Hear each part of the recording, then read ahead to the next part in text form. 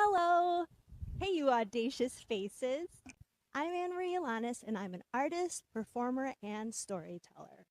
And I'll be sharing my art and a personal and cautionary tale about mistaken love, betrayal, and courage as a speaker at Audacity 2024. Audacity 2024!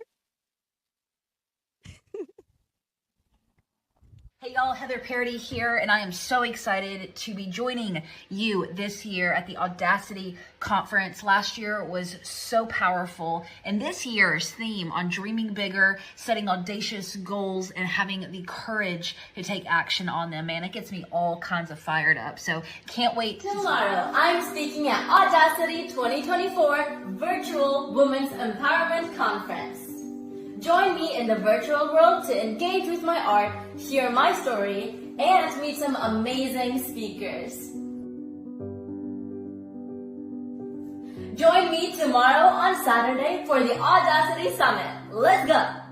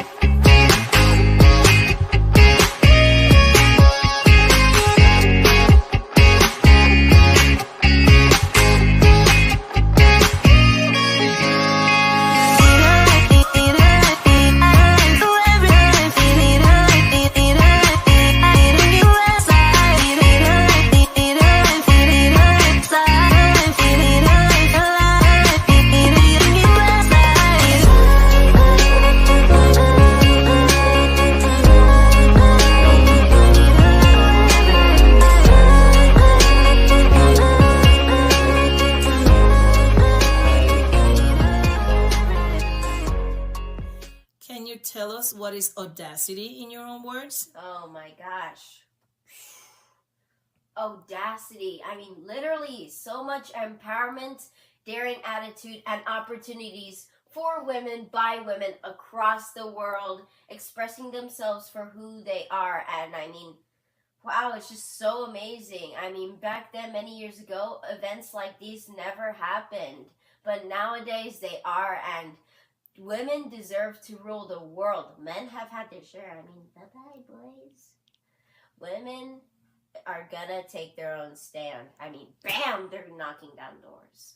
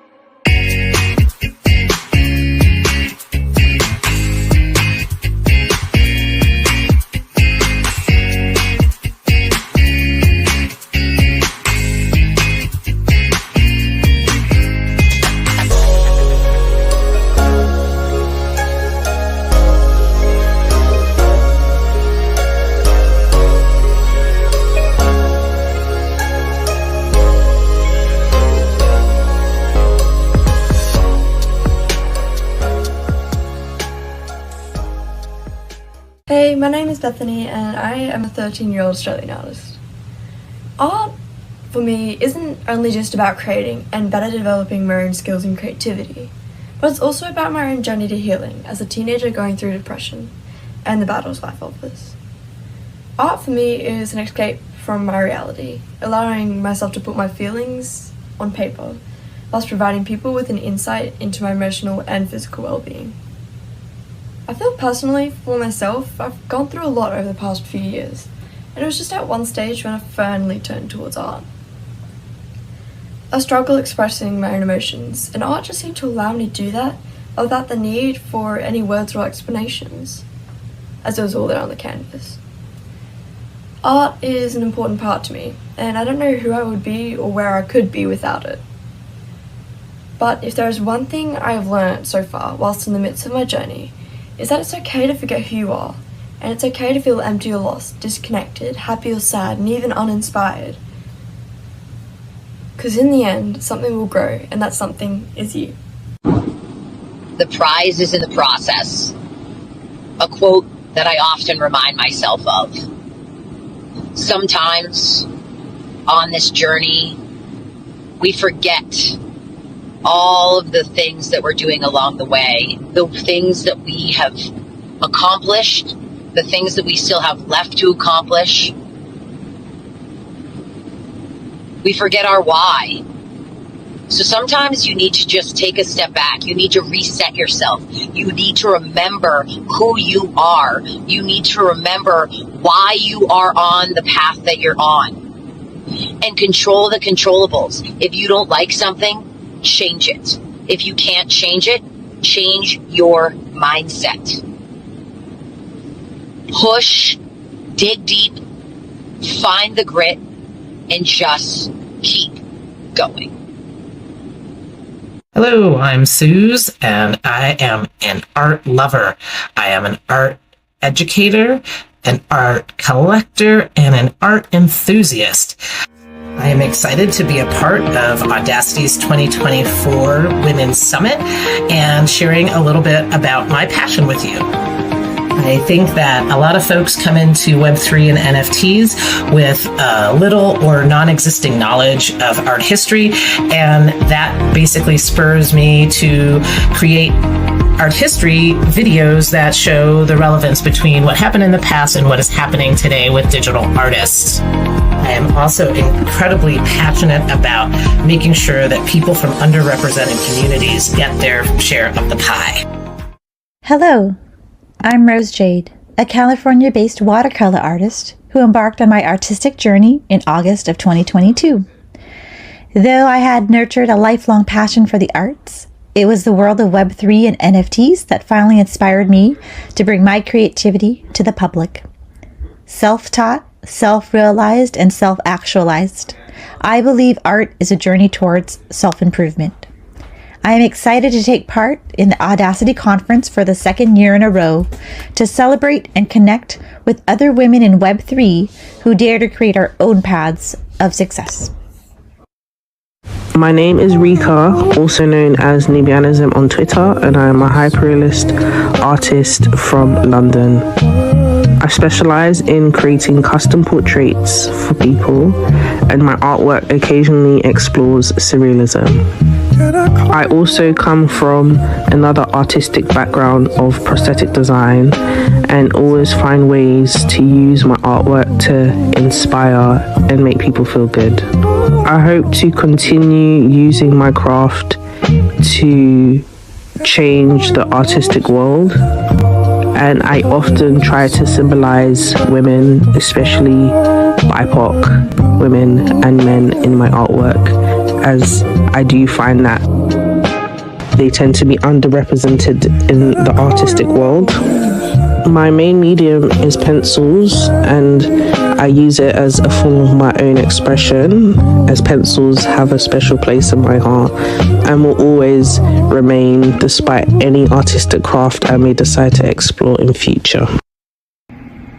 Hi, I am Katie Johnson, and I am an artist in the digital and physical realm, and I am obsessed with geometric shapes. I love to create patterns that move across a page. that are also calming at the same time. That's fun to me. I think if I needed to give some advice to my younger self, I would say go read Rick Rubin's book on being creative. It is chock full of information, wisdom, motivation. It's something that I will refer to countless times. It's so great. The other thing I would say is get a community together of other artists. You need a hype crew. You need people to motivate you when you're not feeling motivated, when you're creatively blocked, potentially. It happens to all of us. And have people that you can just bounce ideas off of that understand what you're going through. So those are the two bits of advice I would give to other artists, to myself as well, probably talking to me more than anyone. And create. Always be creating, constantly create. Do it for you. Release it into the world if you feel like it, and don't if you don't. But continue to create. We need art. Thank you. Hello everyone, my name is Leah and I'm thrilled and grateful to have been invited for this chance to share a message with women across the globe. I hope that my words will reach lots of diverse women across different backgrounds and perspectives. Today I am feeling incredibly blessed to be a part of the online art community. It has been a little over a year since I joined the space, and since then I've met so many incredible women here. In the digital art community, it has always felt like there's a place for everyone. If you want to make friends here, you can. It's a really wonderful opportunity to find acceptance and a place to belong for you and your art, no matter your background. Another wonderful thing about the AI art space is that there are a lot of women here. Perhaps still not as many women as men, but we're working on it. As female artists have powerful voices that support and uplift each other. I see it happening every time I log on, and it is so inspiring. I try to be one of those voices myself. I see so much breathtaking talent in our works. I hope to continue to see an increasing amount of women posting art and supporting each other in 2024. Let's grow our amazing online art community even more. My name is Tariro Dorcas Matiberi, and I'm here today to share my story with you. On the 16th of January, my husband was involved in a tragic accident that left him fighting for his life. The doctors told me that he was going to be quadriplegic from the neck down for the rest of his life. In addition to that, he couldn't see, he couldn't talk, let alone tell us how he was feeling. Between the 16th of January and the 4th of September when he passed away, I went through so many things. I was in a foreign land, raising our 3-year-old son, earning less than $1,500 and just trying to figure out how I was going to make things work. I needed to move to a cheaper apartment so that I could manage my expenses. And I just didn't know where to start. Thankfully, in that season, God showed himself as Jehovah Jireh, a provider, and a community of divine appointments showed up. There were those who prayed with me and prayed for my husband. There were those who brought groceries so that I didn't have to worry about groceries. There were those who assisted with legal advice, pro bono. And then there were those who helped pay his medical bills in addition to covering repatriation costs from Qatar to Zimbabwe. Now, I don't know what challenges you are facing in your storm, and whether you're married or single or just trying to figure things out. But what I will tell you is this.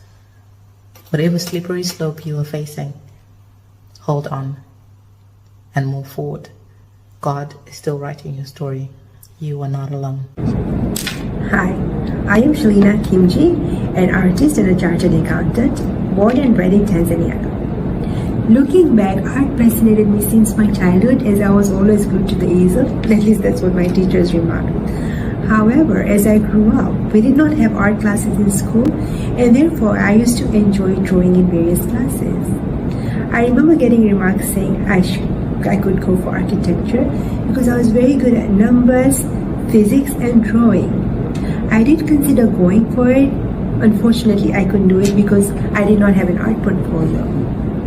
I then pursued accountancy, and I used to paint in my free time. I used to paint on clay, ceramics, and fabrics. However, at some point when my course got too intense, I had to move to UK to complete it and I forgot all about art. I rapidly climbed my career ladder and became an audit manager, but I realized that there was something missing and I was trying to pinpoint what it was, and I realized rose colors. So one day, on the spot in 2009, I just went and purchased some colors and canvases. For a few years, I juggled my full-time career with art as I started participating in international and local exhibitions such as the East African Art Biennale, Sketchbook Project, the Coffee Art Project, to mention a few. In 2018, I visited the World Art Dubai and I witnessed creativity buzzing all around me. I was like a kid in a candy store. It then pushed me to take a short career break and start painting full-time, which is why then I decided to freelance. So in 2020, I registered for a solo booth at the World Art Dubai. I packed and carried my paintings and traveled to Dubai a few months earlier as the event was scheduled for April 2020. Guess what? I got locked down in Dubai and World Art got postponed to October 2020. I was disappointed, but it was at that time that I came across this project by Art Painting Lab on lockdown art, which they were intending to convert as murals and display all over UAE. We could do as many pieces as we wanted with the hashtag United Art Emirates. The project went viral and all local newspapers began featuring it. One day I saw an update saying CNN would feature some of the artworks, but the deadline was in a few hours. I got to work and managed to submit my art piece. Guess what? A month later, I was featured by CNN, and that was my massive breakthrough. In October 2020, I proceeded with World Art Dubai. However, I felt like I had bitten off more than I could chew because I had the responsibility to pack and carry my paintings, to travel all the way to Dubai, to price them, label them, install them, fill out a zillion forms, etc., etc. However, the best part was I realized my dream, and I also got featured by a magazine called Art and Luso and the National UAE. Thereafter, I got featured in many other publications such as Citizen Tanzania, and later I was invited by a UK-based TV channel for a live talk show. This year, I got to paint my very first mural. It was for a playroom in the Children's Cancer Ward at the Muhimbili National Hospital here in Dar es Salaam. An art exhibition that I would reminisce very fondly was the one that I participated in by the Arts Gallery on Art Connects Women on the theme Rise to Rejoice. I was the only Tanzanian artist representing Tanzania among 115 women from different parts of the world. I felt like an art queen, wearing my sash and displaying my painting. And guess what? I also made many friends and I also got to sell my art piece. At the moment, I am now part of Co as one of the very first female pioneers for being a coffee art, creating and minting them as NFTs. One of my artworks titled Coffee Bloom was minted as an NFT, and it was also exhibited at the DIFC Art Nights in a very fascinating concept called Gallery in a Box. Michiko, a 13-year-old artist, has been crafting her creation, the imaginary bird Marodori, since the tender age of 10. With inspiration drawn from birds, Marodori represents her journey, seamlessly blending tradition and modern expression.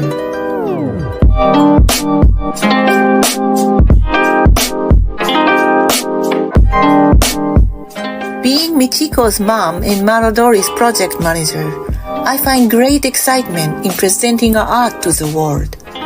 My focus extends to managing metaverse projects and business initiatives, ensuring Marodori transcends boundaries, delivering a distinctive artistic experience globally. In ancient Japan, amidst the prosperity of the Heian era, as the imperial court in Kyoto, aristocrats painted eyebrows to symbolize and express their nobility. Marodori incorporates this historical practice into its unique design. Marodori's NFTs bridge the gap between the traditional and the digital, creating a new dimension of art ownership.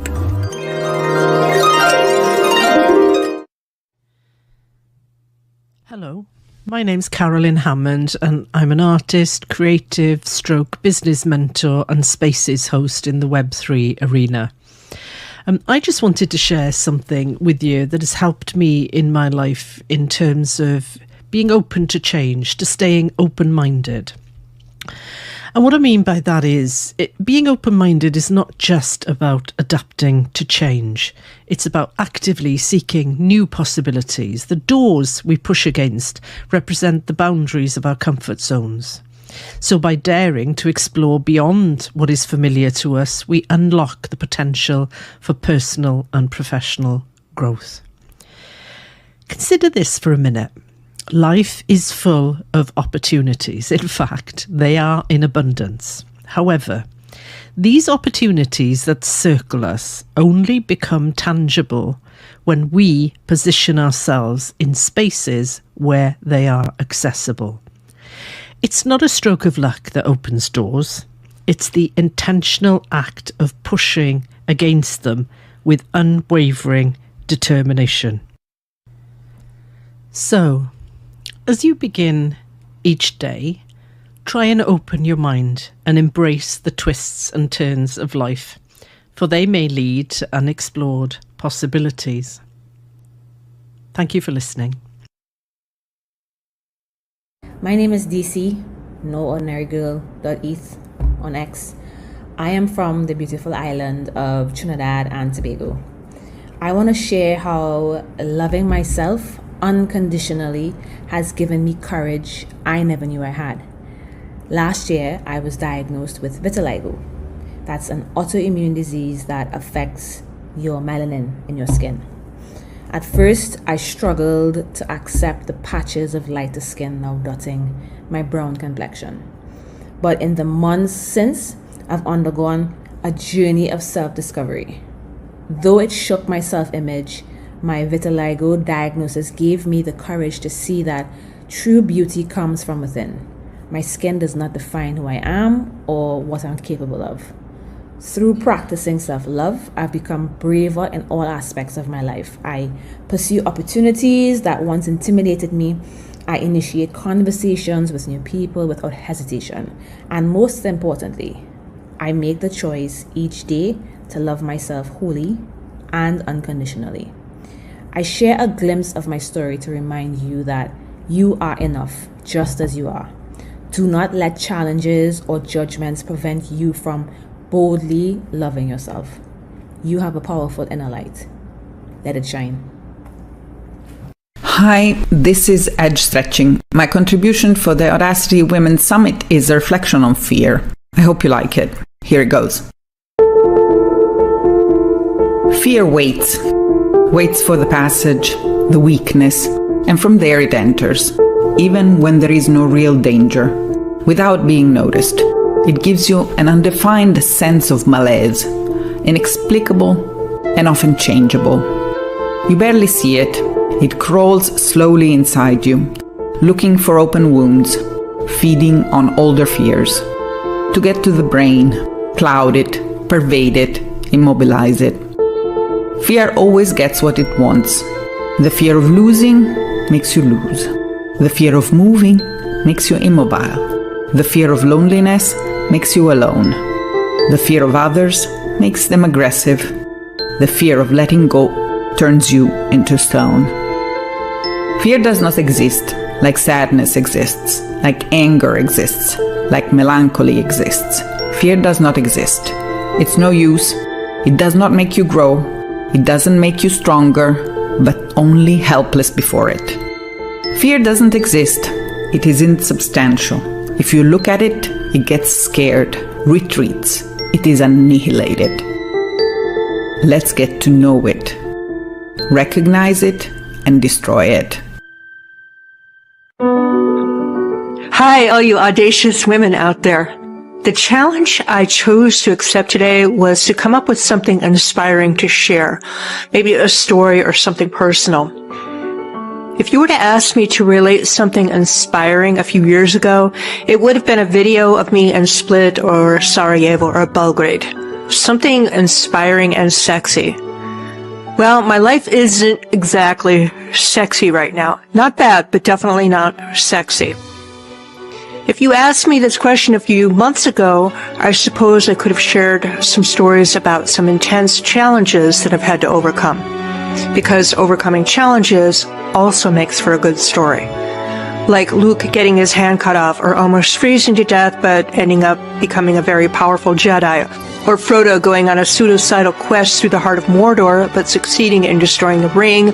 Or Harry who loses a lot and gets his ass kicked before he finally destroys all the Horcruxes.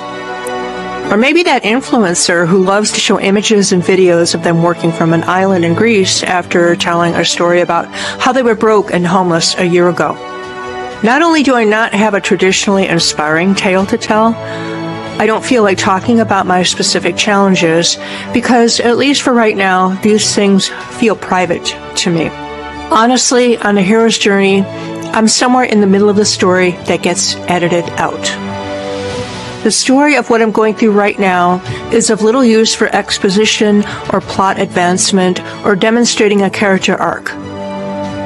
There's no good action or fight scenes or stunts or special effects. I'm in one of those periods in life that are pretty mundane, but the kind where you also get a lot of shit done. Today is a really good example. I waited for the plumber to arrive so they could fix the drain hose on my washing machine, and I built an email automation. Yeah, I know that's pretty exciting stuff there. The thing is, I'm still here, and that's good. I'm persevering. I'm consistent. Most of my accomplishments to date are simply because of simple consistency. I'm no hero, though, because I really don't have any other choices. Sometimes you just gotta do what you gotta do. You gotta make shit work with what you have. But while you're doing all of this, while you're going through all of it, you're probably wondering why. I know I do. Because a lot of times it just doesn't feel like any of this has any purpose or meaning. What I'd like to do right now is take a moment not to focus on me or anything visually distracting. And this is why I'm using the audio-only medium right now. Not just because I don't feel like being on video. I'm going to invite you to focus on the surroundings you are in right now. What do you see? What's in the room with you? What are you doing? Are you multitasking? Or what did you do an hour ago? What are you going to do an hour from now? What are you working on this week? What are you grateful for right now? Maybe it's a hot cup of coffee, or your dog lying next to you, or a meeting that went well. What is something you did this week that you know will pay off? What got accomplished on a cumulative level because of the work you did this week? What is something you've done consistently this year that is now paying off? Take time to write that shit down.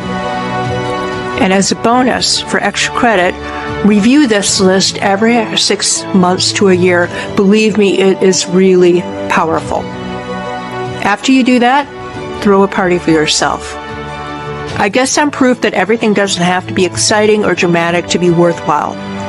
So in praise of the mundane and boring, just keep going. Consistency isn't sexy, but like going to the gym, it can be in the long run. Of course, joy, fun, and pleasure are also meaningful, but these things deserve their own time in the spotlight. Hope this inspired you in some way, and keep going.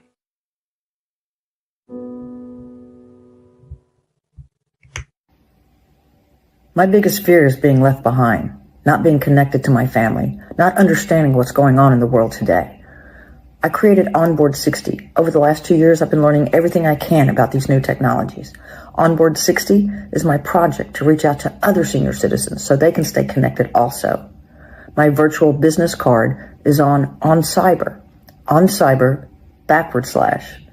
/Onboard 60.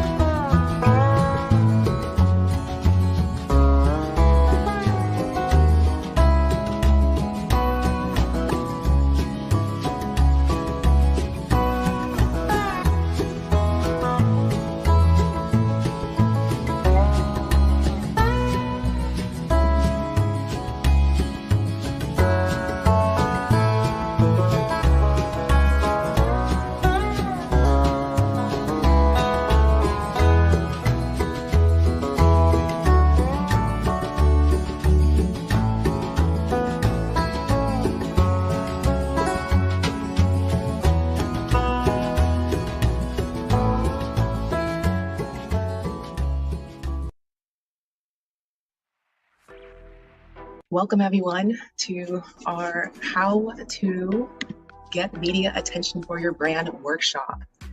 During this workshop, we're going to be dialing in on how you can get media exposure for what it is you're currently building. This is an incredible opportunity for you to see and explore ways in which you can get visibility for free. All of what you're doing is media. Many of us don't believe that what we're building is actually like media worthy. We might not feel that we have something to blast that people need to know of all around the world, but it's true. If you don't share what you're doing, how will anyone know?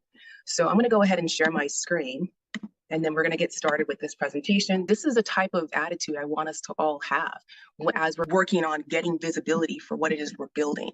No one else can do exactly what we can do in the same way that we're doing it. That's one of the biggest reasons why we need to dial in ways in which we can get seen. And that's one of the reasons why I decided to deliver this particular workshop today. My name is Dr. Peace Uchet, also known as Doc Peace. I'm a doctor by trade and a spoken word poet. I'm also a brand awareness strategist and creative strategy consultant. My goal is to help you increase brand authority and visibility on what it is that you're building as you're building it. There's no need to wait till the house is already built and ready to go. You can actually start getting visibility as you're building. And that's something I really want to hone in on for everyone here today. Before I was Doc Peace, I was Dr. Peace Ucha, working as a pharmacist full-time. If you were to Google my name, all you would find was LinkedIn, my LinkedIn pharmacist profile. I had absolutely no presence as a spoken word poet, as a brand strategist. I had absolutely no presence because I had not taken the time to get media attention. I was shifting careers. I have now been featured in Forbes, Yahoo Finance, ArtNet News, CoinDesk twice. To say the least, this would not have happened if I didn't take the steps that I'm going to share with you today to get featured on those platforms. Today's agenda is to first dial in why media attention matters. Secondly, we're going to show how to get media attention. And then I'm also going to show you some media alternatives as well. Why is it so important to get media attention for your brand? I'm going to take you back to when I was at one of the big major conferences, and I was speaking on this stage. And I remember someone close to me asking, how did you get on this stage? How did you get an opportunity to speak on this platform? I've been trying to get on this platform. I've been auditioning. I've been pitching. I've been doing all the things to get on this platform, and I haven't been able to do so yet. How did you do it? The biggest thing that I was able to share with this person is that there's two ways to get on these big platforms, the NFT NYC, the NFTLA, and other big platforms. I'm talking a lot about the NFT space because that's a space I've been in for the last year, and I know many of us have been as well. But there's so many other larger platforms outside the Web3 space. How do you get on those platforms? How do you build up to this point where now you get seen by hundreds of people, and you get heard, and you get these opportunities to connect? The biggest way in which you can do so, there's actually two. The first is to pay for those time slots. It's to pay for that visibility. I know there's a lot of conferences in which people pay thousands, hundreds of thousands of dollars to be seen on these platforms. And I know this for a fact because there was a particular stage in which I spoke at, and the way I was able to do so was because someone got sick. Someone got sick and I filled in that gap. But the person who got sick and paid for that time slot, they paid hundreds of thousands of dollars for that particular position. And so unless you're sponsored or unless your brand is rolling in the money, it might be difficult for you to get to that position where you can pay for those time slots. The second way in which you can get visibility, and in fact, you can get on these stages and gain massive visibility, is to get media attention for your brand. It's to have a media presence. It's to have a presence online so that when your name or when your brand is Googled, things will show up. Because believe it or not, when those stakeholders are searching for people to have on their stages. They're definitely doing a Google search. They're looking to see what this particular person has to offer. What kind of community have they built out? Are people already like Googling them? Are people already connected? Do people even know who this person is? And if the answer is no, then they might not want to have you on their massive stage.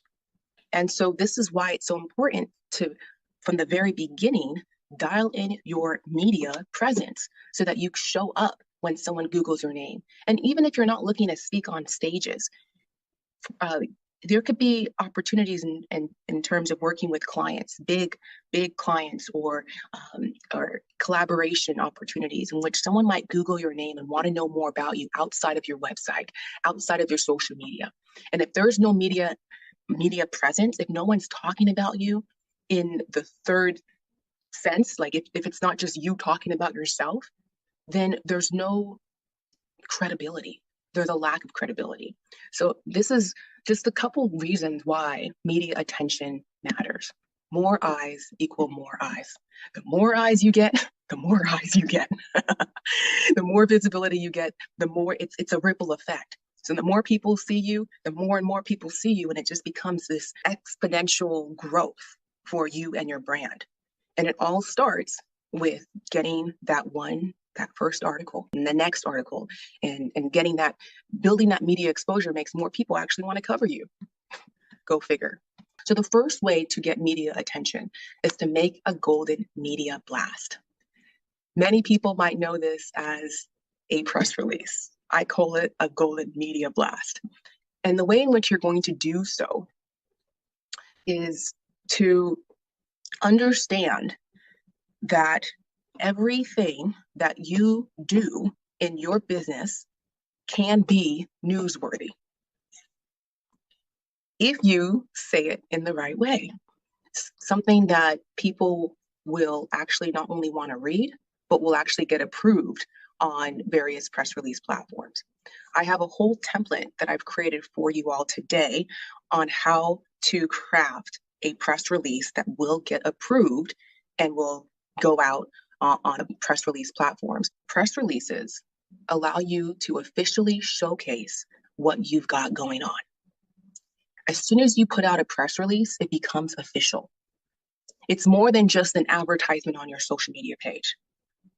It's an official document that showcases what you're going on, what you have going on. And secondly, press releases can get picked up by larger platforms. Did you know that? Did you know that press releases can get picked up by larger platforms? You can put out your own press release and other larger platforms can see that press release and then push it out on their own platform. This is something that can't be done on social media. Yes, you can share what you have going on and others can share it on their platforms, but this takes it to a whole nother level. It becomes a global way for you to share an official document of what you have going on. And what's so important here is that you're actually writing it. You don't have to wait for some other media journalist to come around and say, hey, can I showcase what you have going on? No, you are actually showcasing what you have going on your own. So not only is it an official showcase, other larger platforms can feature you, but it also sets you up to create a Wikipedia. So I know this might not be something that you thought of in the past, but I want you all to think about this for the future. If you're growing your brands to the point people actually know who you are, then having a Wikipedia should be something that's on your brain. When you're creating your Wikipedia, it has to be an official document. And it can't be a press release that you put out yourself. It has to be a press release that's been put out or pushed out by a larger platform. So this is why it's important to that second point that I shared. Press releases can get picked up by larger platforms. So you can showcase what you have going on, and it could be an official document. And it can't be a press release that you put out yourself. It has to be a press release that's been put out or pushed out by a larger platform. So this is why it's important to that second point that I shared. Press releases can get picked up by larger platforms. So you can showcase what you have going on. And it could be anything from as small as, oh, I'm hosting a workshop. I'm hosting a workshop on this particular day. And you say all the details of what that workshop entails. Again, it needs to be newsworthy information. you holding a workshop is newsworthy information if you word it in the right way. So now you have all of this documentation of what you've done. You have that you've hosted this workshop, that you spoke on this platform, that you built this particular tool, that you've launched this particular product, that you've created this particular animation piece, and it's all officially documented in a press release. And then that press release has been picked up by bigger news media platforms, so it's even more official. And then you can create a wiki that goes through the timestamp of the growth of your brand. So this is something to get really excited about, because press releases, you make them yourself, and then it has the potential to get picked up by bigger brands. So this can give you massive media exposure, especially if you're doing this on a continuous basis. And the kicker here is that it's free. It's free to push out your own press release. Yes, there's certain things that you can pay for to expand that exposure, but initially you can just start pushing out press releases for free. And the template that I have to share with you will guide you through on how to create an effective press release. And it'll also include an example of a press release that I've crafted in the past. It got picked up by a bigger outlet. So this actually works, and I'm really excited for you to try it for your brand as well. So just a couple points on how to create this press release before we go on to the second way in which you can get media attention for your brand. It needs to be newsworthy information. It cannot be pitchy. It has to be uniquely worded, meaning that no other piece of information or content out there is worded in the same way. It can't be a copy and paste type of thing. It can't have all caps, which is also called hype text. We see that a lot on social media. Can't have exclamation marks, and it needs to be written in a journalistic style. So it needs to be very matter of fact in the third person. So this is happening on this date. This is what's happening. This is the information that will be shared on this particular date, and this is how you can join. And again, the template that I have to share with you will give you a step-by-step way on how to craft your press release, where to go submit that press release, and an example of a past press release that I've not only submitted, got approved, but also got picked up by a larger media outlet. The next way in which you can get media attention for your brand, number 2, is to pitch directly to media. Now we're going to go over how you can actually pitch directly to journalists.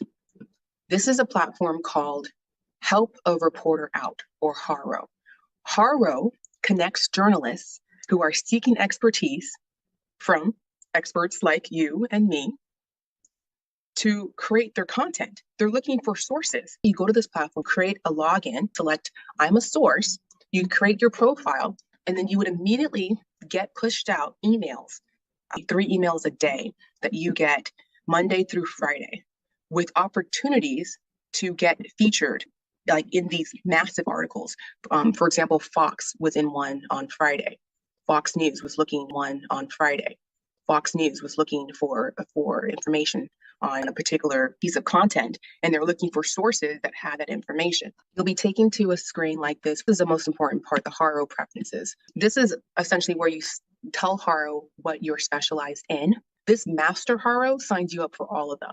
So if you click Master HARO, you'll start getting emails from journalists asking for sources. They're asking for your expertise so that they can use you as a source. This is an incredible way to get featured in media for your particular expertise.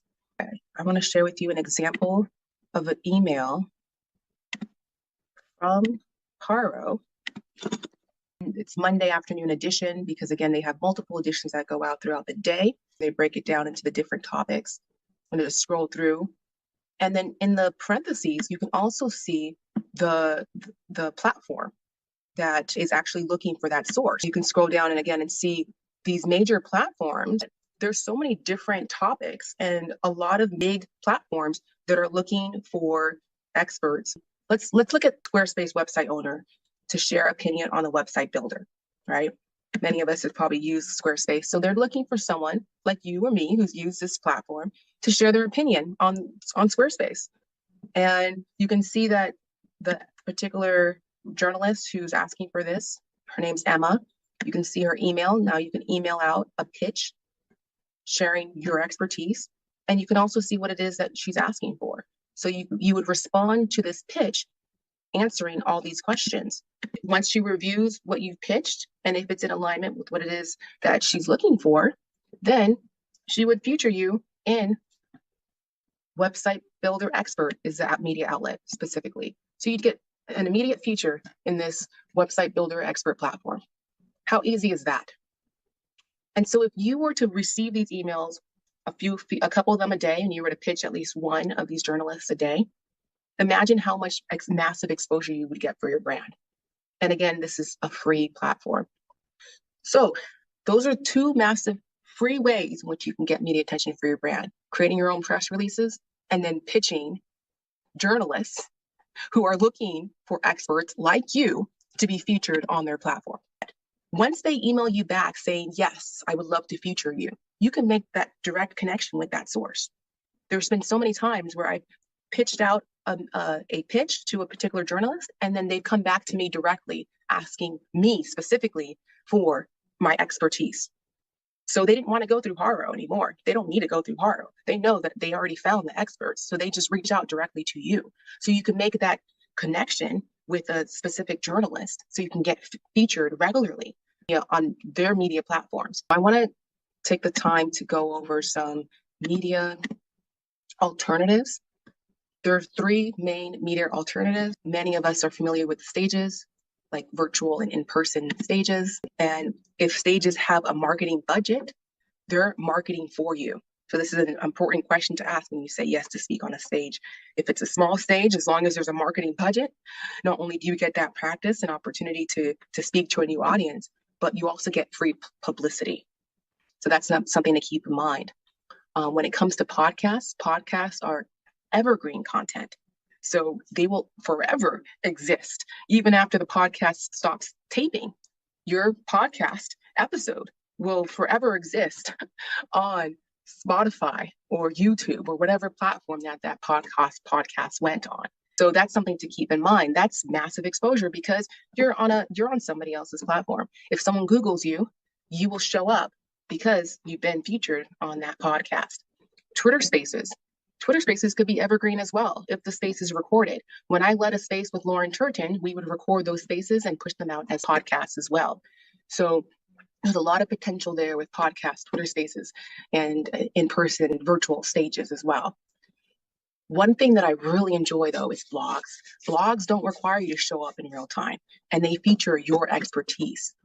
They may be more personable than larger media outlets, depending on your relationship with the host. Start looking into being featured on blogs because of that personability of the blogs and the ability for you to show up in your own time. Let's Flow Gold Inner Circle is a platform that I built out to house your profile on our platform, letsflowgold.io. We have 100 plus monthly visitors, so you're getting immediate eyes on what it is you're building. You get featured in our blogs. One mistake I made when I was first starting out was that I wasted time building my website. No visitors came because I had no established media presence and no leads.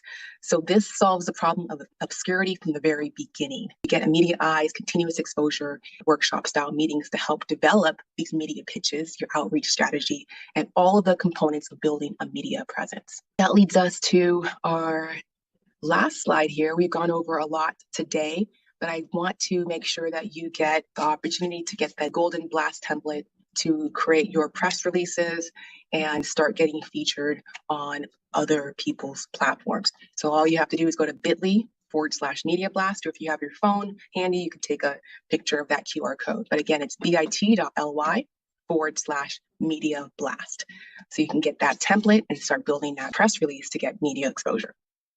What's going on, y'all? Happy Saturday. Good morning. Well, good morning for the East Coast folks. I know we have like a worldwide audience, which is really cool. I was just looking at the citizen map a minute ago, and holy crappies, man, this is huge. So big congratulations to Natanya and Stephanie for putting together another badass event. It is a labor of love, I know. It's an honor to be here with you guys. I'm Heather Parody. I have 19 minutes now, 19 minutes to share with you a huge topic that I'm very, very passionate about, which is showing up in a digital landscape, more human, more lit up, more alive, especially those of you who have a message on your heart that was placed there I believe by God, whatever you want to call it, there's some kind of calling on your life, and it stirs you and it moves you for a reason. It's not there to torture you. Believe it or not, sometimes it feels like a little bit, because you have this thing that you're very, very passionate about, whether it's your art or your business or the nonprofit that you want to start. And man, those suckers, it won't leave you alone, will it? Sometimes it keeps you up at night. And there's so many different avenues and different things that you can do. And a lot of times people get stuck in the dreaming phase and the what if phase and the wishing phase because of overwhelm and honestly, fear, a lot of fear. Who am I to use my voice? Who am I to start a conference? Who am I to have the audacity to believe that I, little old me, I'm country, y'all, you don't even know, little old me can make any kind of impact in this world? Is there space for me? Is there room for me? There's so many other people who are doing what I want to do, so many other artists, so many other storytellers, so many other conference leaders. Is there a need for me? Now, I know there's a ton of folks coming in who are going to share some really powerful stories.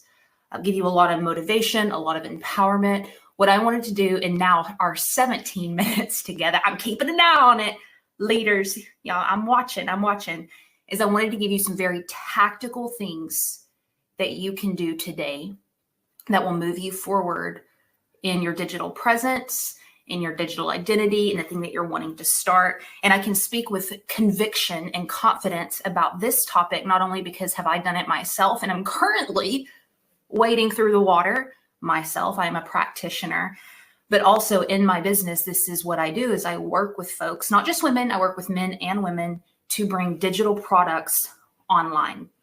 And there are 4 things that have come up time and time again working with women specifically. And they're gonna make you uncomfortable. And it's gonna get your feathers all ruffled. And I don't know, you might need to go get some coffee and get a Snuggie blanket, because what I'm about to tell you, it ain't easy to hear. All right. Number 1, this comes up over and over and over and over and over again. This is specifically with women. I work with men and women. Women, this comes up. We're very passionate. We have a lot that we're here to give this world. And so our tendency is to want to throw up everything, right? And give it all and feel this pressure to express all of our passion in one go. Well, I this and this and this and this and this. I wrote here, go narrow so that you can go wide. Go narrow so that you can go wide. And friend, it hurts my heart just saying it, because I have so many dreams, so many things that I want to do. It's embarrassing. It's humiliating. If you read my journal, you'd be like, who the F do you think you are, girlfriend? I have so much that I want to do. But I have seen through some successes online and through some failures online, a lot more failures, a lot, that the times that I have chose to go narrow over going wide, I've been able to push the ball forward way faster. Now, tactically, what this looks like is it means narrowing in on one particular thing just for now, and going hard on it.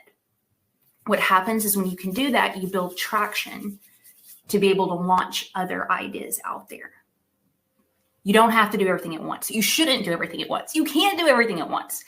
Pick the thing closest to you right now and understand and believe that all those other things, all those other ideas, all those other passions, you're not saying no to them. They're on the sideline and they will come in when it is their time. All right. I put here that it's an insecurity of ours to want to do everything all at once. I was just on a call with a brilliant woman yesterday. And she was sharing that she feels like she needs to give and add more to her service and her product and so forth, because she's afraid people aren't getting value from her or she's not giving enough. And I'm like, girlfriend, What's happening is you're acting from a place of fear and insecurity that what you're bringing to the table isn't enough. So you overwhelm people with so many things. So that we have to call it out for what it is. It's an insecurity that we have to do everything at once. There was a woman I interviewed named Nikki Saunders. Look her up, badass, just a complete badass. And she said on our interview that we don't need to think all about what we want to be known for. That's big. Think about what you can be trusted with right now. I want to be known for this and this and this and this. What can you be trusted with right now? All right. What is in your hand right now? Sorry, I'm looking at my notes because I can't remember what I was going to say. Lord Jesus, I got 13 minutes. I got to keep moving. Go narrow so that you can go wide. All right. So you got this audacious dream. What is the narrow part of that right now that you could focus on and execute on? Okay. I know that's not fun and it's not the sexy thing to do, but if you want traction, that is the answer. I'm sorry. All right. Number 2, women specifically. Again, I help folks bring their digital stuff or bring their work and make it digital. This comes up for women specifically over and over and over again. But I don't want people to think I'm calling myself an expert. I'm not an expert. I'm just little old lowly me, I'm a servant. I'm a servant to everybody. Okay, cool. I'm sure you are. That's not serving anyone. All right. This fear of calling yourself an expert, we just had to go through, I'm just giving you some examples because it's true. You could tell me I'm passionate because I'm getting more Southern. Going through a woman's website the other day, she wanted us to remove everything that said expert on it or expertise. She wanted to remove those words. And I understand and I respect that you want to not present yourself at a level that you're not from a knowledge perspective or an ability perspective. But also, I'm so sick of working with women who are afraid to step into what they know. Okay. Men don't have a problem with that. They're like, when they need to sit down, you know what I mean? Like they probably need to be questioning their expertise, but they don't mind. They don't mind because they understand the position of power when you can speak and say, I am good at this. I know what I'm talking about. Doesn't mean you're perfect, right? So I'm not saying you need to call yourself an expert by any means, but understand this deep fear of not stepping into your expertise. And here's a very tactical way that you can do this. Okay. I'm not saying for you to go on your website and like, I'm an expert at watercolor and you just started yesterday. I'm not saying that. What you can do is speak your story and speak with conviction on it. That's all you have to do. I was working with a lady a couple of weeks ago. Gosh, I should have done that breathing thing again. I'm getting hyper. Whew. Get grounded, girl. Get grounded. All right. I was speaking with a woman the other day, and she worked in women's health, specifically fertility. And she was getting this imposter syndrome of like, I'm not an expert in this space. I don't have degrees and I don't have all this stuff. But she lived through it and she was able to see a lot of results from the thing that she was teaching. And I said, friend, no one is asking you to call yourself a doctor. No one is asking you to call yourself to do that. What they're asking is for your story and for some conviction that what you're saying is true if it's true. How much money are you saving people by sharing your experience? How much time are you saving people? Right? How much heartache from them having to go research all this stuff because you've lived through it and you walked through it. And all you're doing is sharing what happened to you. And from that grounded, convicted place, people are drawn to that. And this is something as women, historically, generalized statement has been a little bit more of a difficult thing that I've seen in my experience for women to step into. A conviction that you know what you've walked through. And I can tell you about that, right? All right, so number 1, go narrow so you can go wide. All right, all these ideas you have are great. Pick one and go in deep. Go in deep. 2, you don't have to be, a doctor, but don't be afraid that you're an expert in your own story.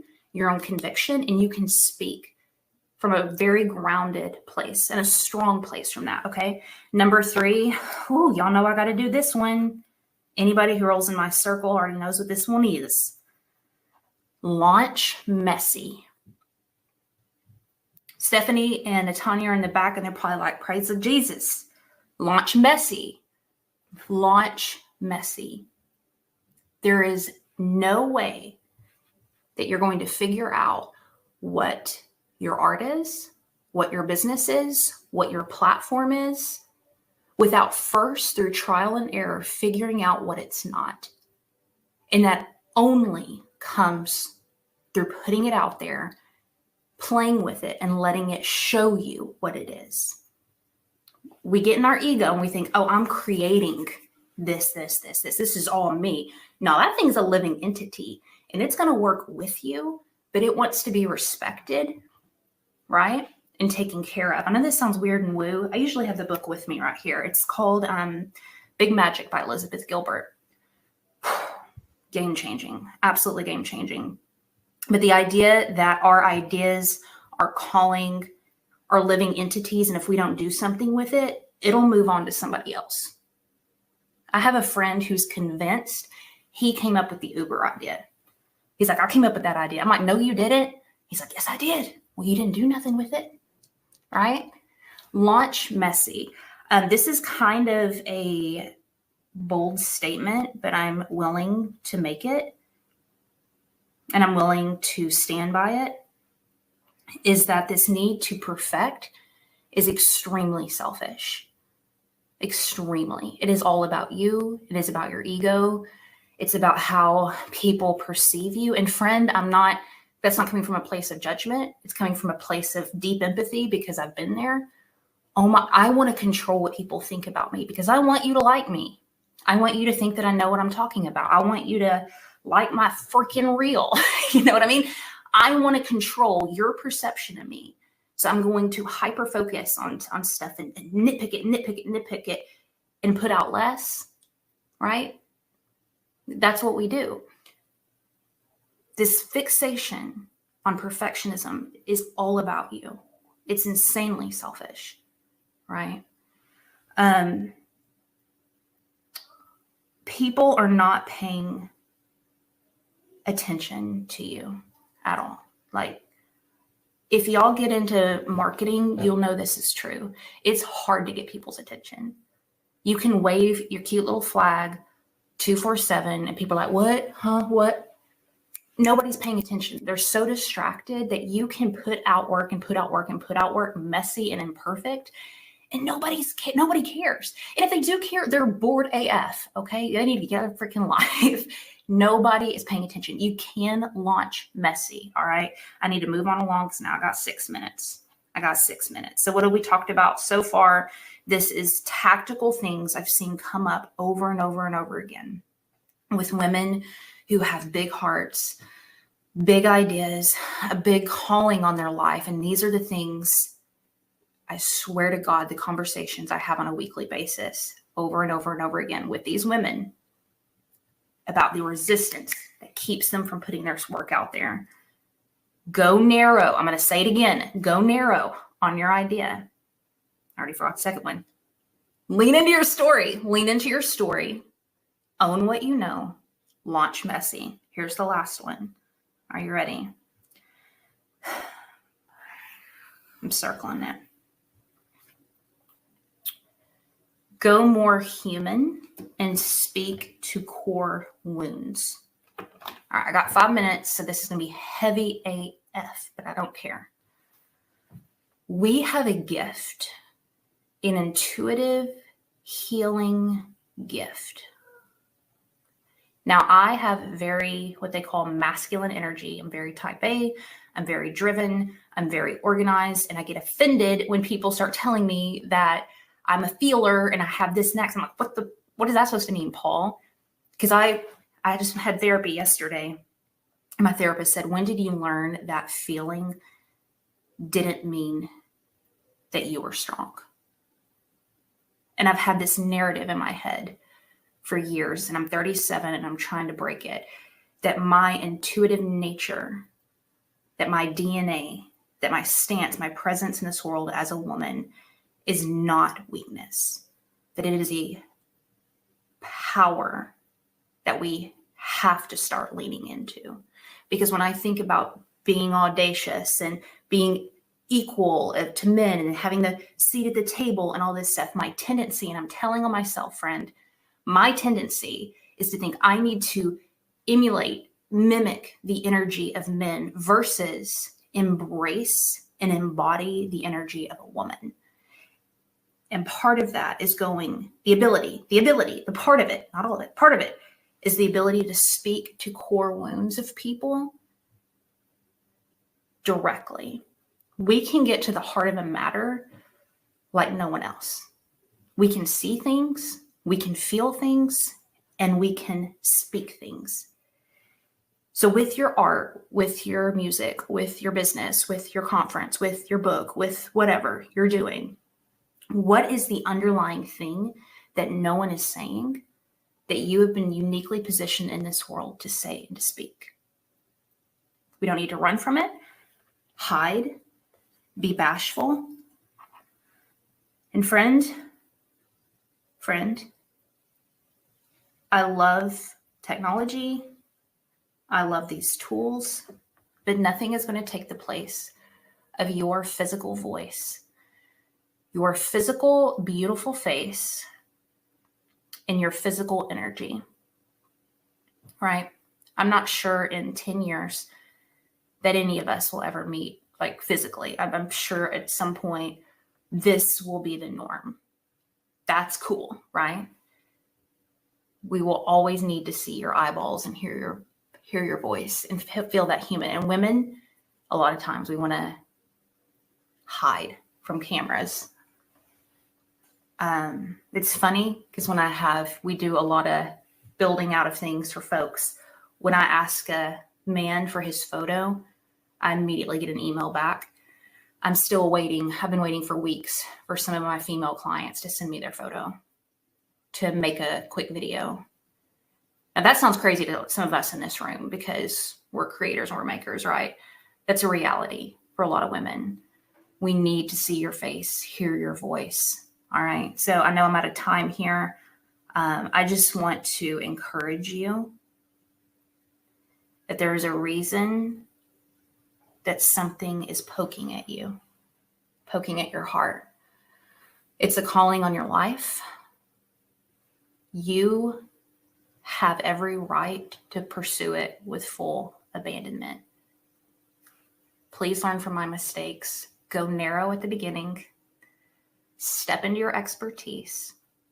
Launch messy and boldly speak to the underlying core human need in this world, because you as a woman have been uniquely positioned to speak to that. Love you. Thank you, Stephanie. Thank you, Natanya. Y'all are badasses. And I'm going to roll on out of here. I don't know how to get out of here, but I'm going to try. Maybe I just take my camera off and I leave.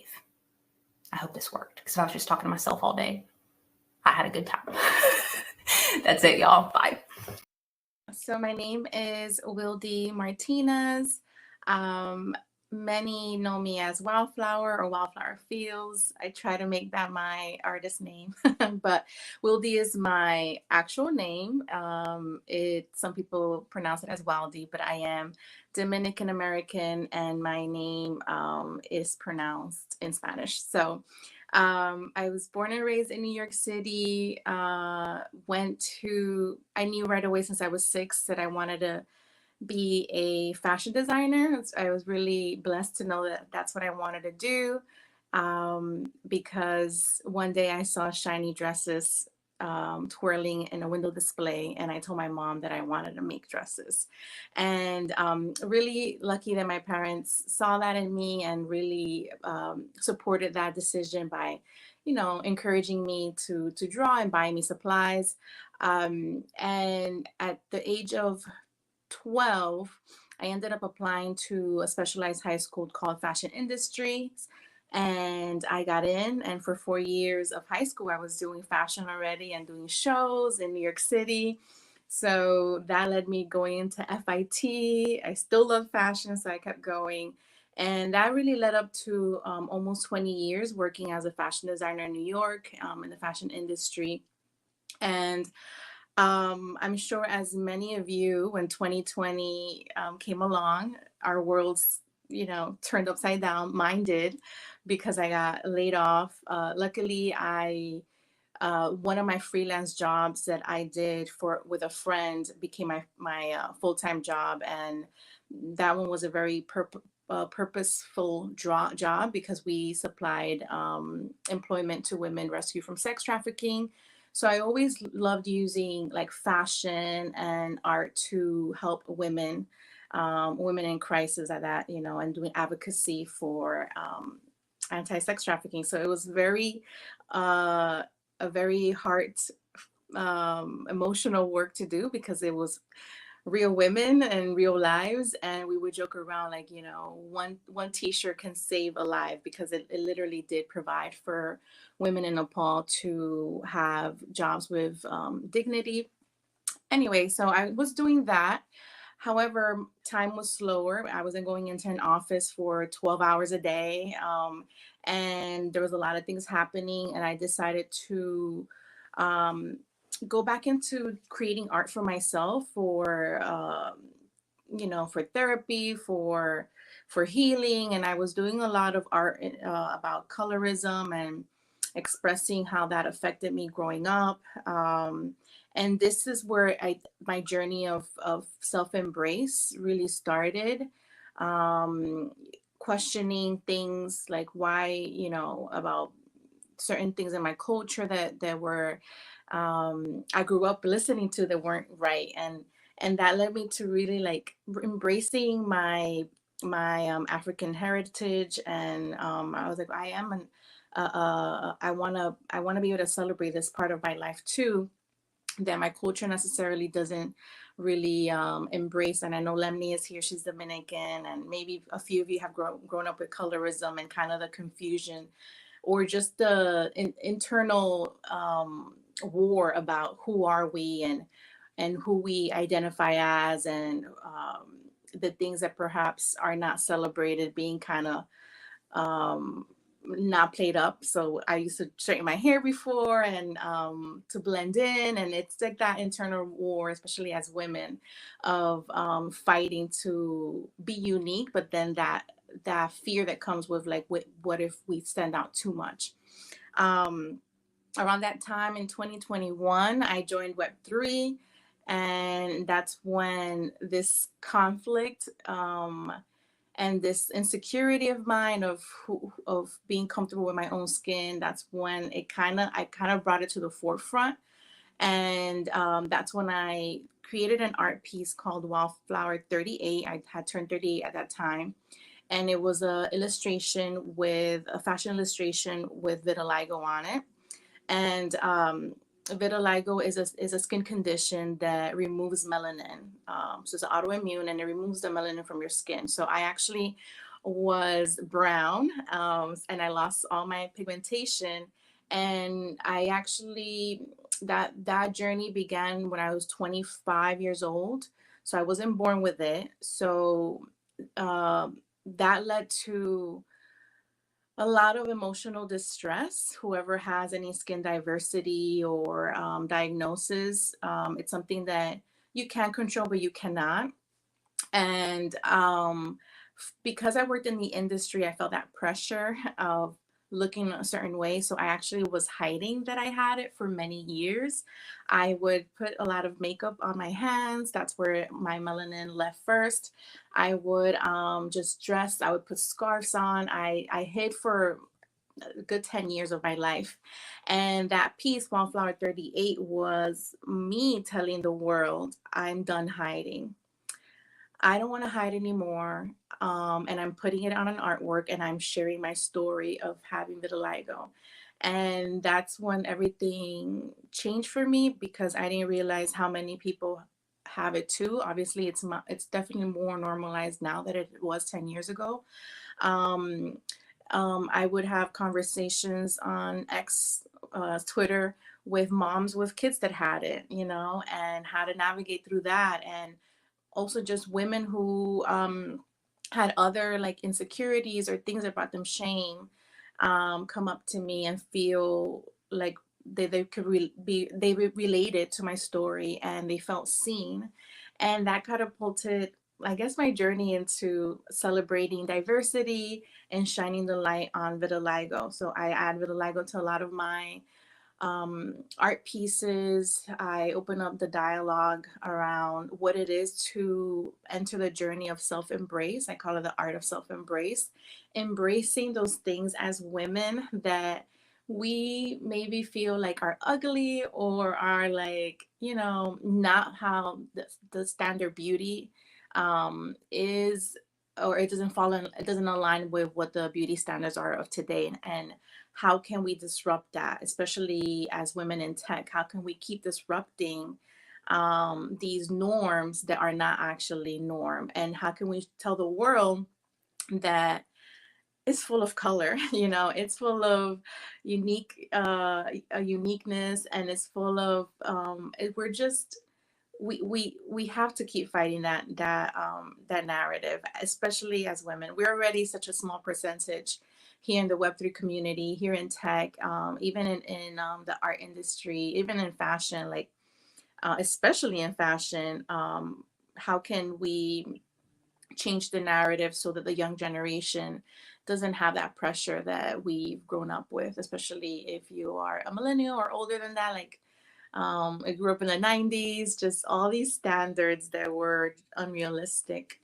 And because I'm still working in fashion, when AI fashion came around, I was like, oh, I need to do this if this is the next thing in fashion. I found it such a serendipitous that a 360 moment happened where I went back into fashion using AI. And I joined, I'm one of the competitors for AI Fashion Week, ended up being one of the finalists. And one of my concerns was the lack of diversity within AI. So if you add, you know, any type of profession, doctor, you know, teacher, it would not be a person of color that would be popping up. So I was like, oh, what if I put like, you know, prompt vitiligo model? I would put Winnie Harlow, and it just did not know how to generate vitiligo. So I learned how to train my own AI models to have vitiligo, and I'm one of the first designers in AI Fashion Week and finalists to have vitiligo community represented. And this is being seen like in Vogue, and I know there's still a lot of growth to be done. But one of the things that I wanted to encourage everyone that is here and listening is that usually the things that you have that are so different from everyone else, or that you feel like you don't know why you have it, or why me, like why did I get vitiligo, and I wasn't born with this thing, and I'm changing every day, why me? And definitely has shifted quickly into what for, like what can I use this for? Is it for advocacy? Is it for just sharing my story? And I think it's pretty incredible that the thing that I felt so much shame over, the thing that I felt like was ugly or that I had to hide, is the thing that is being used today to help so many people that are like me. And that brings me so much joy. And it's also my why as to why I create art, why I create even fashion, though it may seem vain, like the fact that I'm the one creating it, and that through that maybe someone can discover my story and my why as to I create, that their lives can be impacted, especially little girls who maybe look like me, can know that they can also be bold and be out there and create as well and make legacy. And I always say, if it's not done yet, then we're the ones meant to do the change. So if there wasn't vitiligo prompting, then I could do that. Let me figure it out. And that goes to everyone here today.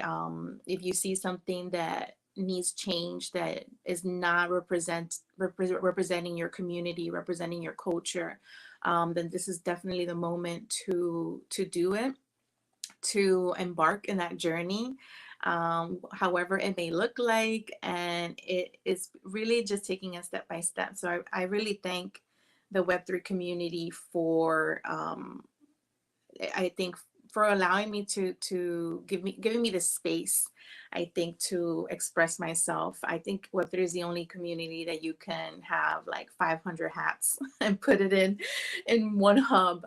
One of the other stories that I wanted to share to encourage anyone here is about the actual power behind storytelling. So not just creating the art, but also sharing the story and being bold. It is maybe scary to jump on here and do a live, or maybe go on Instagram and do a story, or record yourself. But I think it's so important to raise up our voices and actually speak, whether it's writing. And I understand it is a scary thing, especially if you don't like public speaking or you're taking baby steps. But for a little forward movement is better than no forward movement at all. So one little movement you do for that goal to share your story, it is worth it. And I went on a trip many years ago. I had vitiligo. I was trying so bad to cover it up, but it was in the Caribbean, in my country, Dominican Republic, and I was doing like charity work, helping out kids in the neighborhood and giving them gifts and like chatting with them. And it was like a 3-day event of charity work. And at the end of that event, each little kid would come up and say, thank you for this, or thank you for that, just thanking the organization for being there. And I remember one little girl went up there and she had said, I want to thank, she said, I want to thank, but she said something I can't remember, it's a long time ago, but she said, I now know that I am beautiful. She had vitiligo. And she said, and I know that I am beautiful because Miss Wildy is beautiful. And she must have seen that I had vitiligo on my hands. And that moment I knew that how we carry ourselves in midst of sickness or curveballs, and how we carry ourselves do impact the next generation. So you never know who's looking. And I encourage you all to be yourself, embrace all the things that you have, that especially when you're growing up, you're like, why do I have this? Why do I have, it's a reason why. And I assure you, someone else has it, or someone else can relate to you. And it is a beautiful thing to add to the art of representation, and to be kind of like a beacon of light for others to say, you know what, if she can do it or he can do it, I can do it too. And yeah, so I don't know if I should keep talking or anybody has anything to drop on the chat, let me know. Hi Lemny, hi Gabe, and hi everyone. I want to thank Natanya and Stephanie for doing this incredible event. What a beautiful venue. What an amazing concept. And I'm so proud to be part of being one of the artists of AWEDACITY and being here in this amazing summit.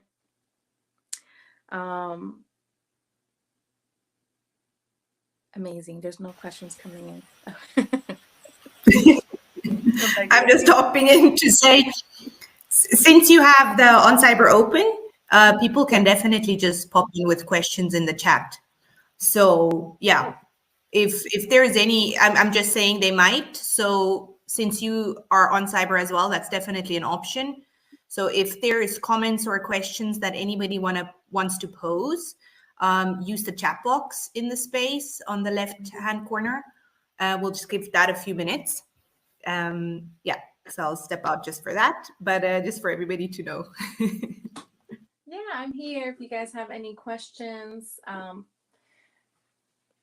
Pretty cool. I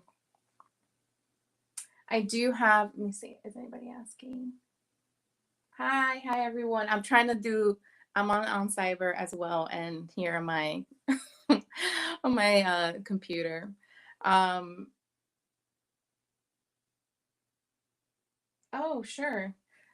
So I went to Art Basel, and I was able to join Y3K Summit, and Cool Cats was there, and a few other amazing communities. And we actually went to in Miami and spoke to elementary students who are part of a program, and it was anti-suicide, bully discussion, and it was amazing. These kids, we just never know, like, the impact that we have over children, and just young, I would say ages 12, maybe 11, 12, 13, and they were able to open up about the things that they're going through, mental health, and it's incredible. And we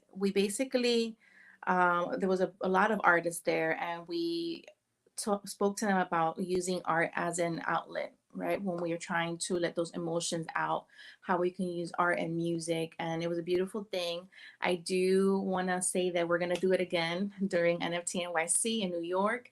It's actually going to be in Harlem Children's Museum, and we're going to be having some activation, showing them about Web3 and blockchain. I'm going to do some AI workshops with the kids, so I'm super looking forward to doing that. And then here, how do you see AI and fashion shifting in the future? I mean, it's already happening, and it is pretty insane. I think what's pretty cool is that maybe because I feel like I'm in both industries at the moment, I can see fashion actually being one of the ways where Web3 and blockchain become mainstream, because it's already happening.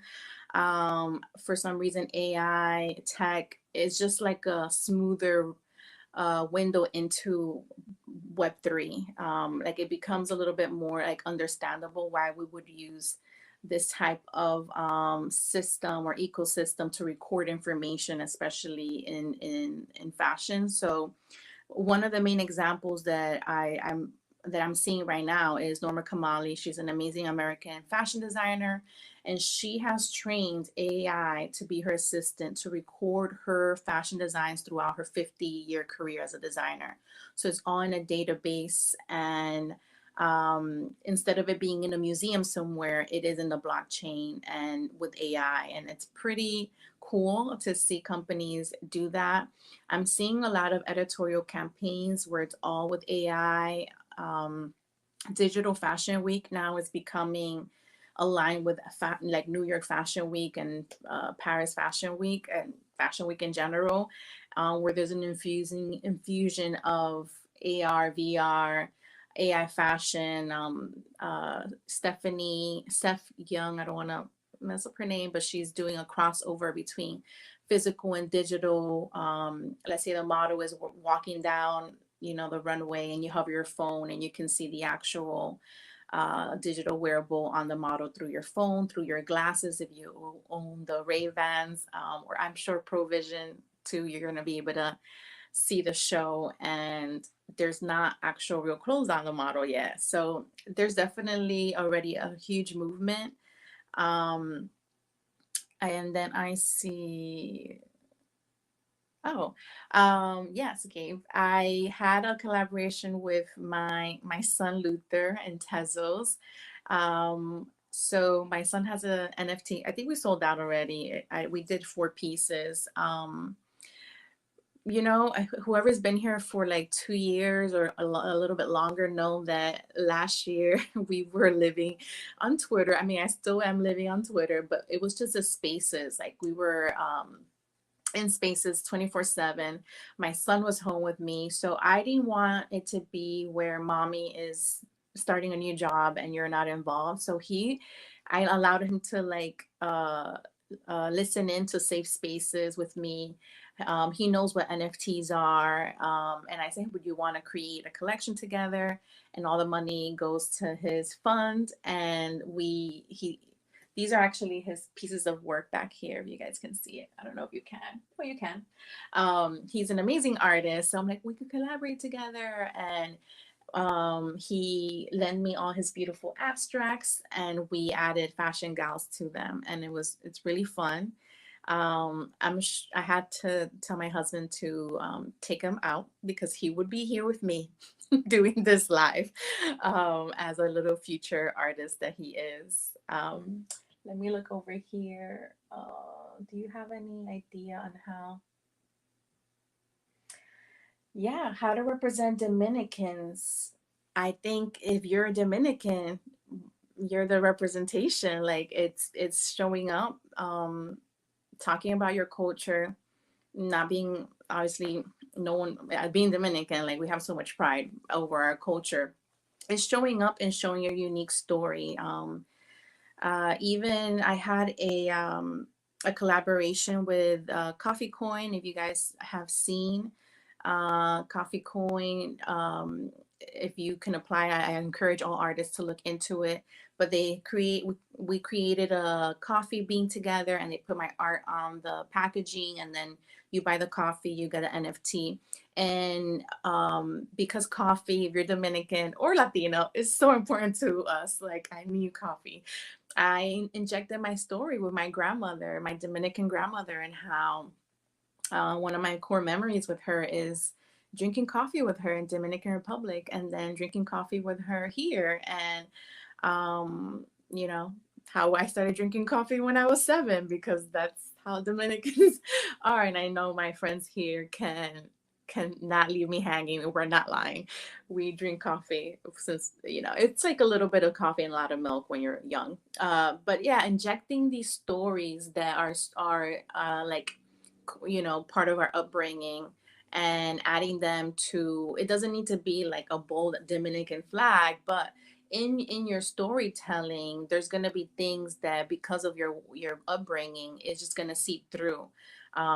So finding out ways to, I just found that coffee project was such a beautiful way for me to talk about my grandmother and celebrate that legacy and what she passed down to me. And then my other grandmother was a fashion designer, so I'm always bringing her up. That my mom always says that it skipped the gene, because my mom is not like creative, but that that I got the gene of I don't know, gene of fashion or like creativity. So always honoring them in interviews, or if you want to actually create a series. That's how I started. I created a series with Afro-Dominican women, and talking about colorism and the history of colorism in DR, and it just kind of kept going and shifting.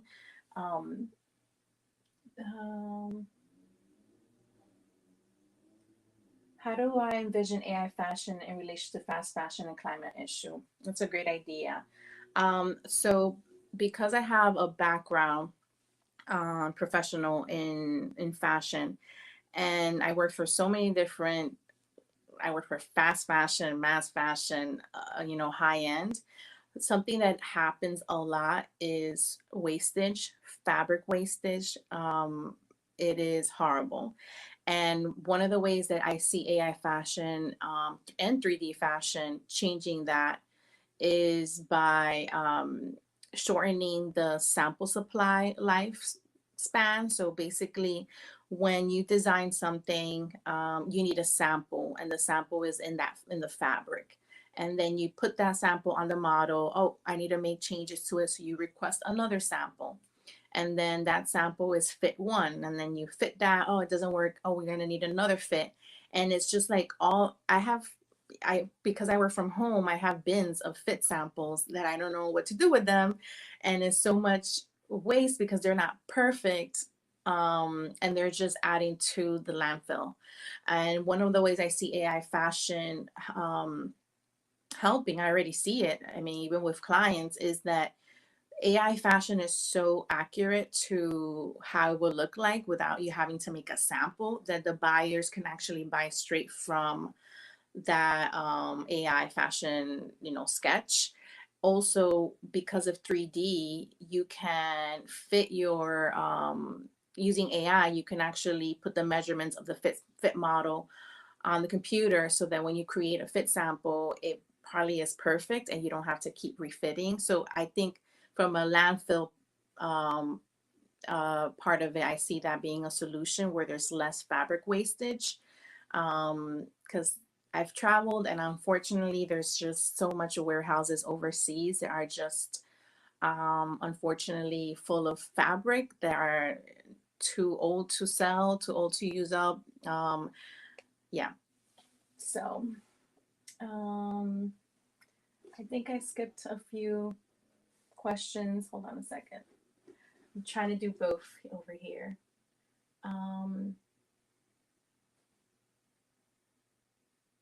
So for my fashion, oh my gosh, there's so many questions. Sorry, guys. I use Midjourney and Runway. There's actually a few new apps that are coming out, like Refabric is a AI fashion tool that's solely for fashion, where Midjourney, you can use it for like so many crazy things that you create anything. So I've been reached out by a few newer that are really focusing on fashion design. So where the fabrications, you can be more specific with them. But so far it's Runway for my videos and my model training, Midjourney, and also I just started Comfy UI and Stable Diffusion. I also love illustrating by hand using Procreate, and then I actually feed that into I style reference that into Midjourney. So it's pretty cool that I can still sketch, I love sketching by hand, so it's pretty cool that I get to do that too. So yeah, so I wanted to say a few things that I get like frequently asked questions, is how to get started, or how to get your art featured or get collaborations. And I'm going to share from my personal experience, and it's going to probably sound so like, oh duh, but it's true. Like, I think sometimes as artists, we get too shy or too nervous to share our work, or to share our work in progress, or to share our concepts that we have, either because we think, oh, it's not ready yet, it's not perfect, so I'm not going to share that right now until it's perfect. I say share your process, share excuse me, where you are as an artist. Oh, I'm choking, I need water. I'm okay. Like, share everything. Don't wait for that perfect thing to share, because people enjoy seeing your process. And a lot of my partnerships, or when I apply to like open calls, especially through Hugs, which I think everybody knows now is killing it with crazy open calls, I've gotten so many opportunities because of that. Okay, excuse me, I'm gonna go get water. Stay right there. Talk amongst yourselves.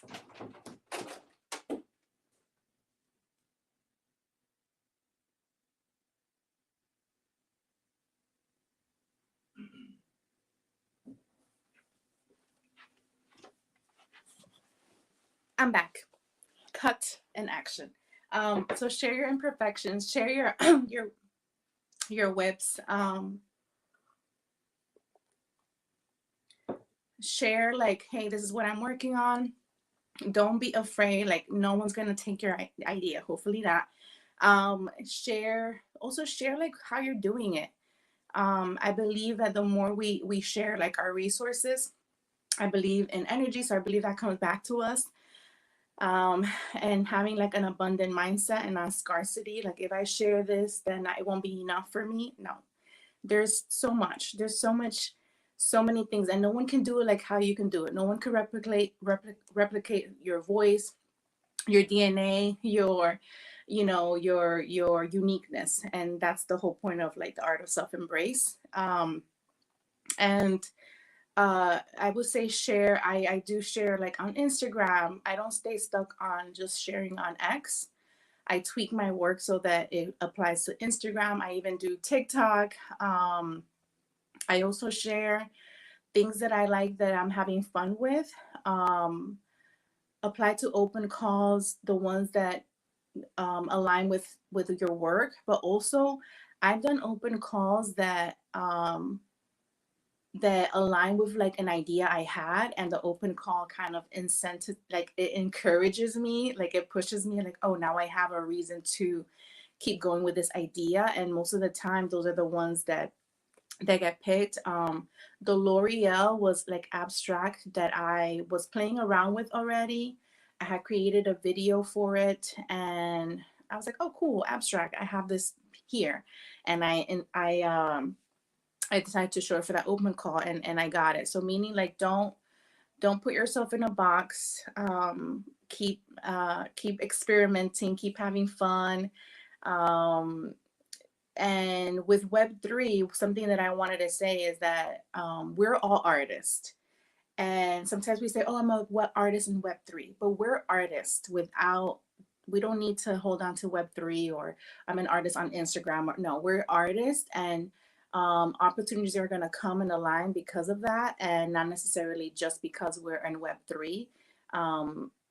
And yeah, look for different ways to share your art, even if it's selling it on Society 6. Again, like I said, on social media, and have your lifestyle kind of reflect who you are, and try not to box yourself.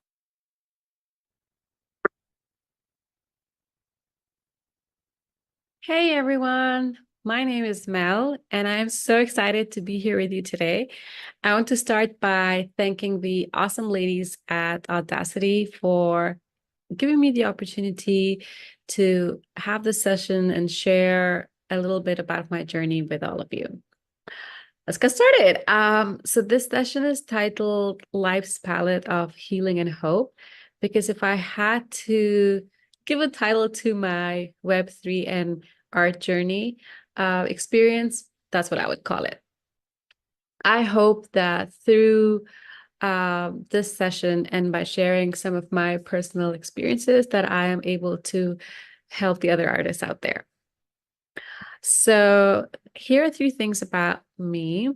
The first image is what you'll see as my profile picture on most social media platforms. And I think it captures really well the person I am on the inside.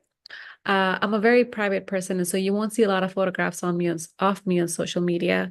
I think that Web3 has helped me open up a little bit more and connect with more people and kind of share more about myself that I just wouldn't in the past. As a person who is very reserved and quiet, someone who suffers from anxiety, I think it has really helped me push myself and come out of that bubble. The second photo is my little family. We took this photo in front of the waterfall at Expo 2020, which is in Dubai. So that just tells you where I'm based and located. It's my home and a place that I love and feel very safe at. Dubai is a place that has people of so many diverse backgrounds and cultures come together. And so I think that is one of the best parts about being in a place like this. And the third photo over here is when I took a group of students to Greece for an international trip. So that just tells you that I'm also an educator. And I think a lot of what I do as an educator is also kind of seeps in through my everyday life as well. And so my goal today is to share with you some of the reasons why I create art, and to show you that there's so much that goes into creating art and how it can really help you become a more well-rounded individual, and the different perspectives that it allows you to see. I think it's most important that the art that you're creating, the process that you're going through, that you're enjoying it and you're having fun with it. Because if it is not fun, if you're not enjoying the process, then you're not going to like what you create, at least for me. Again, being a private and reserved person, an introvert, I call myself a social introvert, if you may. It's sometimes really hard for me to express my feelings into words. And so art really helps me with that. And I'll show you some examples of that later on. I am obsessed with dreams. I have been obsessed with dreams since I was younger. I like psychoanalyze them. I have a book of dreams that I often refer to. And so I used to suffer from nightmares when I was younger, but somehow bad dreams can make really cool art. I also use art to meditate and calm my nerves. And I wish I learned that sooner, because it would have helped with a lot of difficult years of my life. And then finally, my ultimate goal is to become a full-time artist. We're not quite there yet, but here's hoping that the art that I create now kind of help build my portfolio. So here are two pieces that I created just to kind of remind myself that not every piece of art is created to make a sale. So the first one over here is something that I created when I was going through a time when, just like many other artists, I wasn't making a lot of sales. This is Web3. And so I didn't mince this one. I created it just to tell myself, hey, you know you're good, believe in yourself, create something for fun. The second one, and as you go through some of the pieces, you'll see that this is a very different color palette for me. And so this one, again, was not created for sales. It was a free mint. And it's just to celebrate women, celebrate powerful women, mainly thinking of a couple of women in my life. And so it's titled Blossom.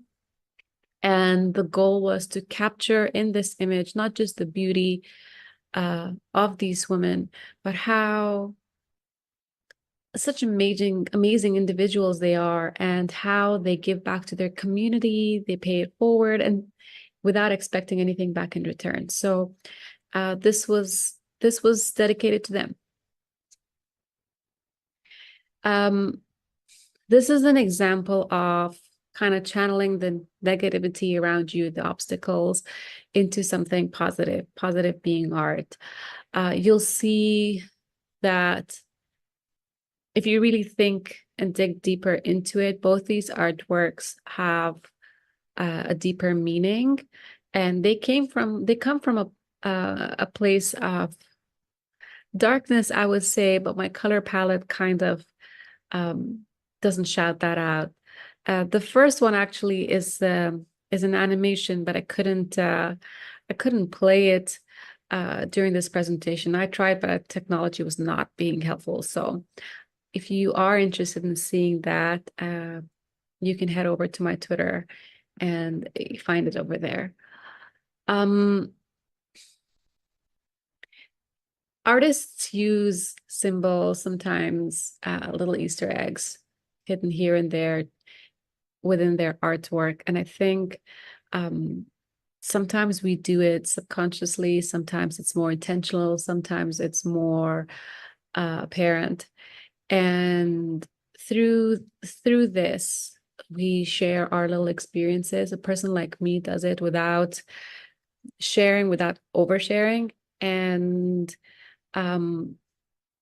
it's almost like that need that you need to express yourself. You need to get it out there, but you also don't want everyone to know their whole personal story, but it's just a way of putting it on paper, not in writing, through drawing. And it's not just the end product that kind of helps with this therapeutic process. It's the whole process of it. Every brush stroke, every draft or sketch helps with this healing process. At least for me, it does.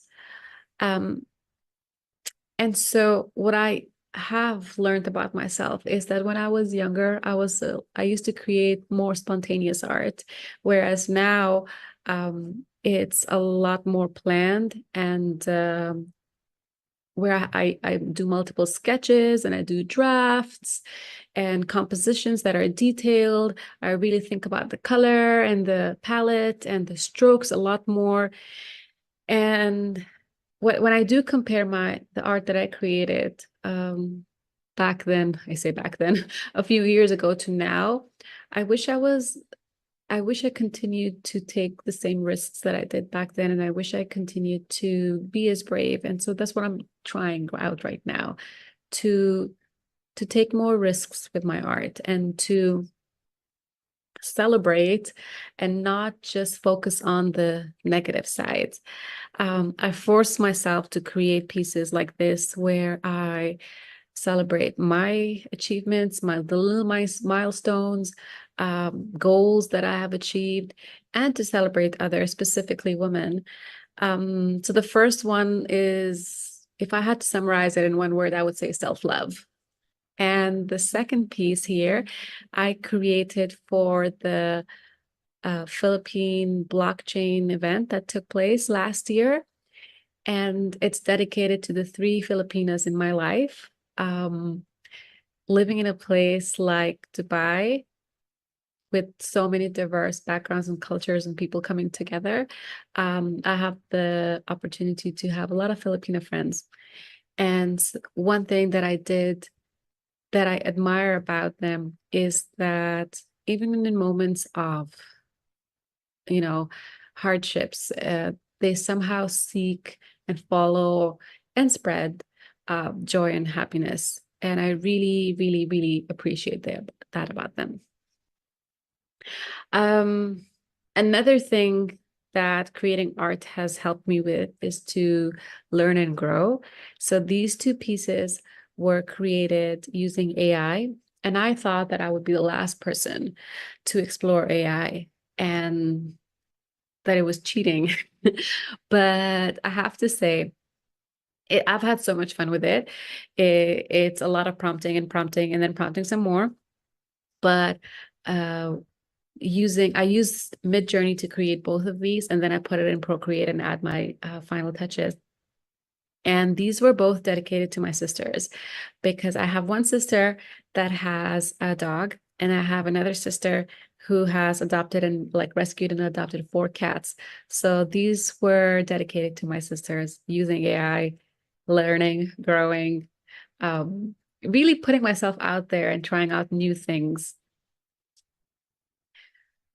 This has to be one of my proudest ones so far. So last year for Women's History Month, I reached out to 6 women artists and asked them if they would like to create a collaborative, dynamic NFT. And so if you look closely at this picture on the left, you'll see a lot of different things happening, but this piece is titled Embrace Equity. And so each artist did her part, and we have one layer created by each artist. And so the NFT would kind of evolve as each artist added their piece to it. I absolutely loved doing this because something like this would be very difficult to do in real life, with having these artists from different continents and backgrounds come together to create something physical. For some people, traveling and doing all that just would not be an option. So I love that I got the chance to do this. And as I was thinking and reflecting on this, I said to myself, I have to do this again this year. Maybe make it an annual thing, an event. So I have reached out to some women artists again. I actually have it on, I just posted it on Twitter. If you identify as a woman and you want to be part in creating this collaborative art piece, to reach out to me. So that's why I have that coming soon for 2024.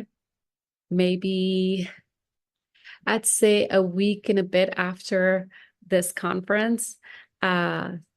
I hope that you all get to see what we created this year.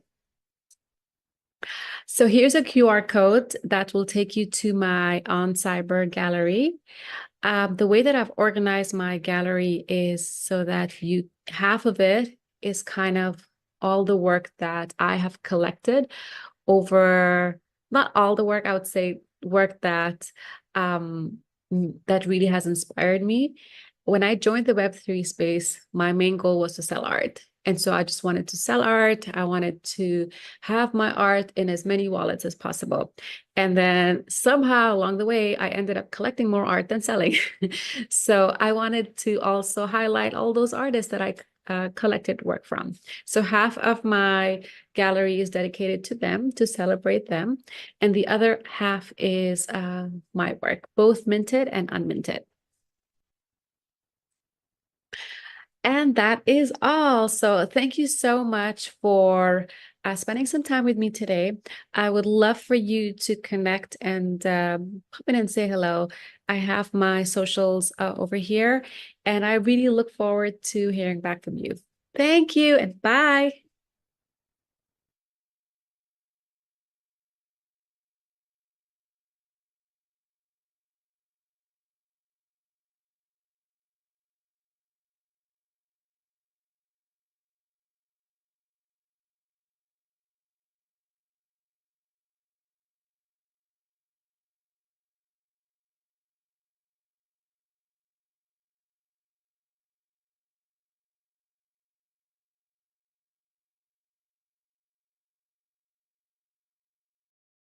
Hi! Hello! Hey, you audacious faces! I'm Anne-Marie Alanis, and I'm an artist, performer, and storyteller. And I'll be sharing my art and a personal and cautionary tale about mistaken love, betrayal, and courage as a speaker at AWEDACITY 2024. AWEDACITY 2024!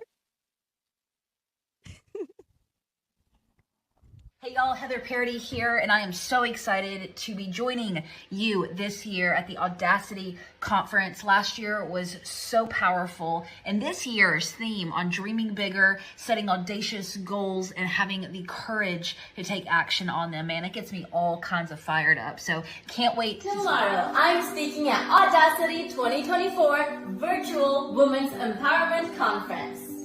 Join me in the virtual world to engage with my art, hear my story, and meet some amazing speakers. Join me tomorrow on Saturday for the AWEDACITY Summit. Let's go!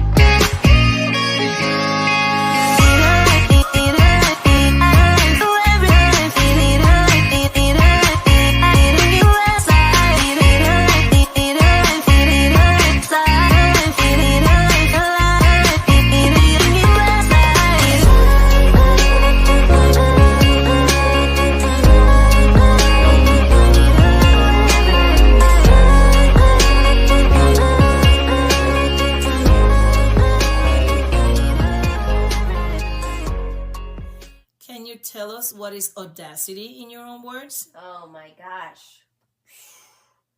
Audacity. I mean, literally, so much empowerment, daring attitude, and opportunities for women by women across the world, expressing themselves for who they are. And I mean, wow, it's just so amazing. I mean, back then, many years ago, events like these never happened.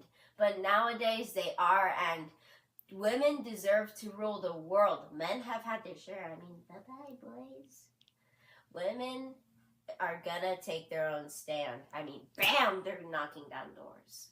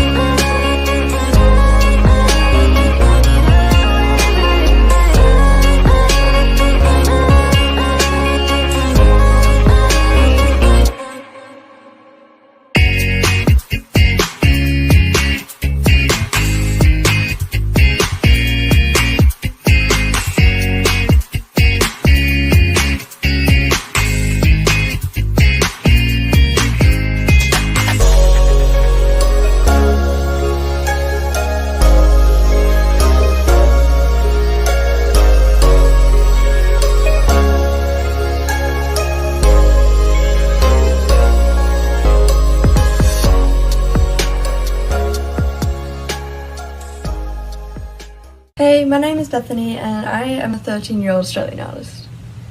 Art, for me, isn't only just about creating and better developing my own skills and creativity, but it's also about my own journey to healing as a teenager going through depression and the battles life offers.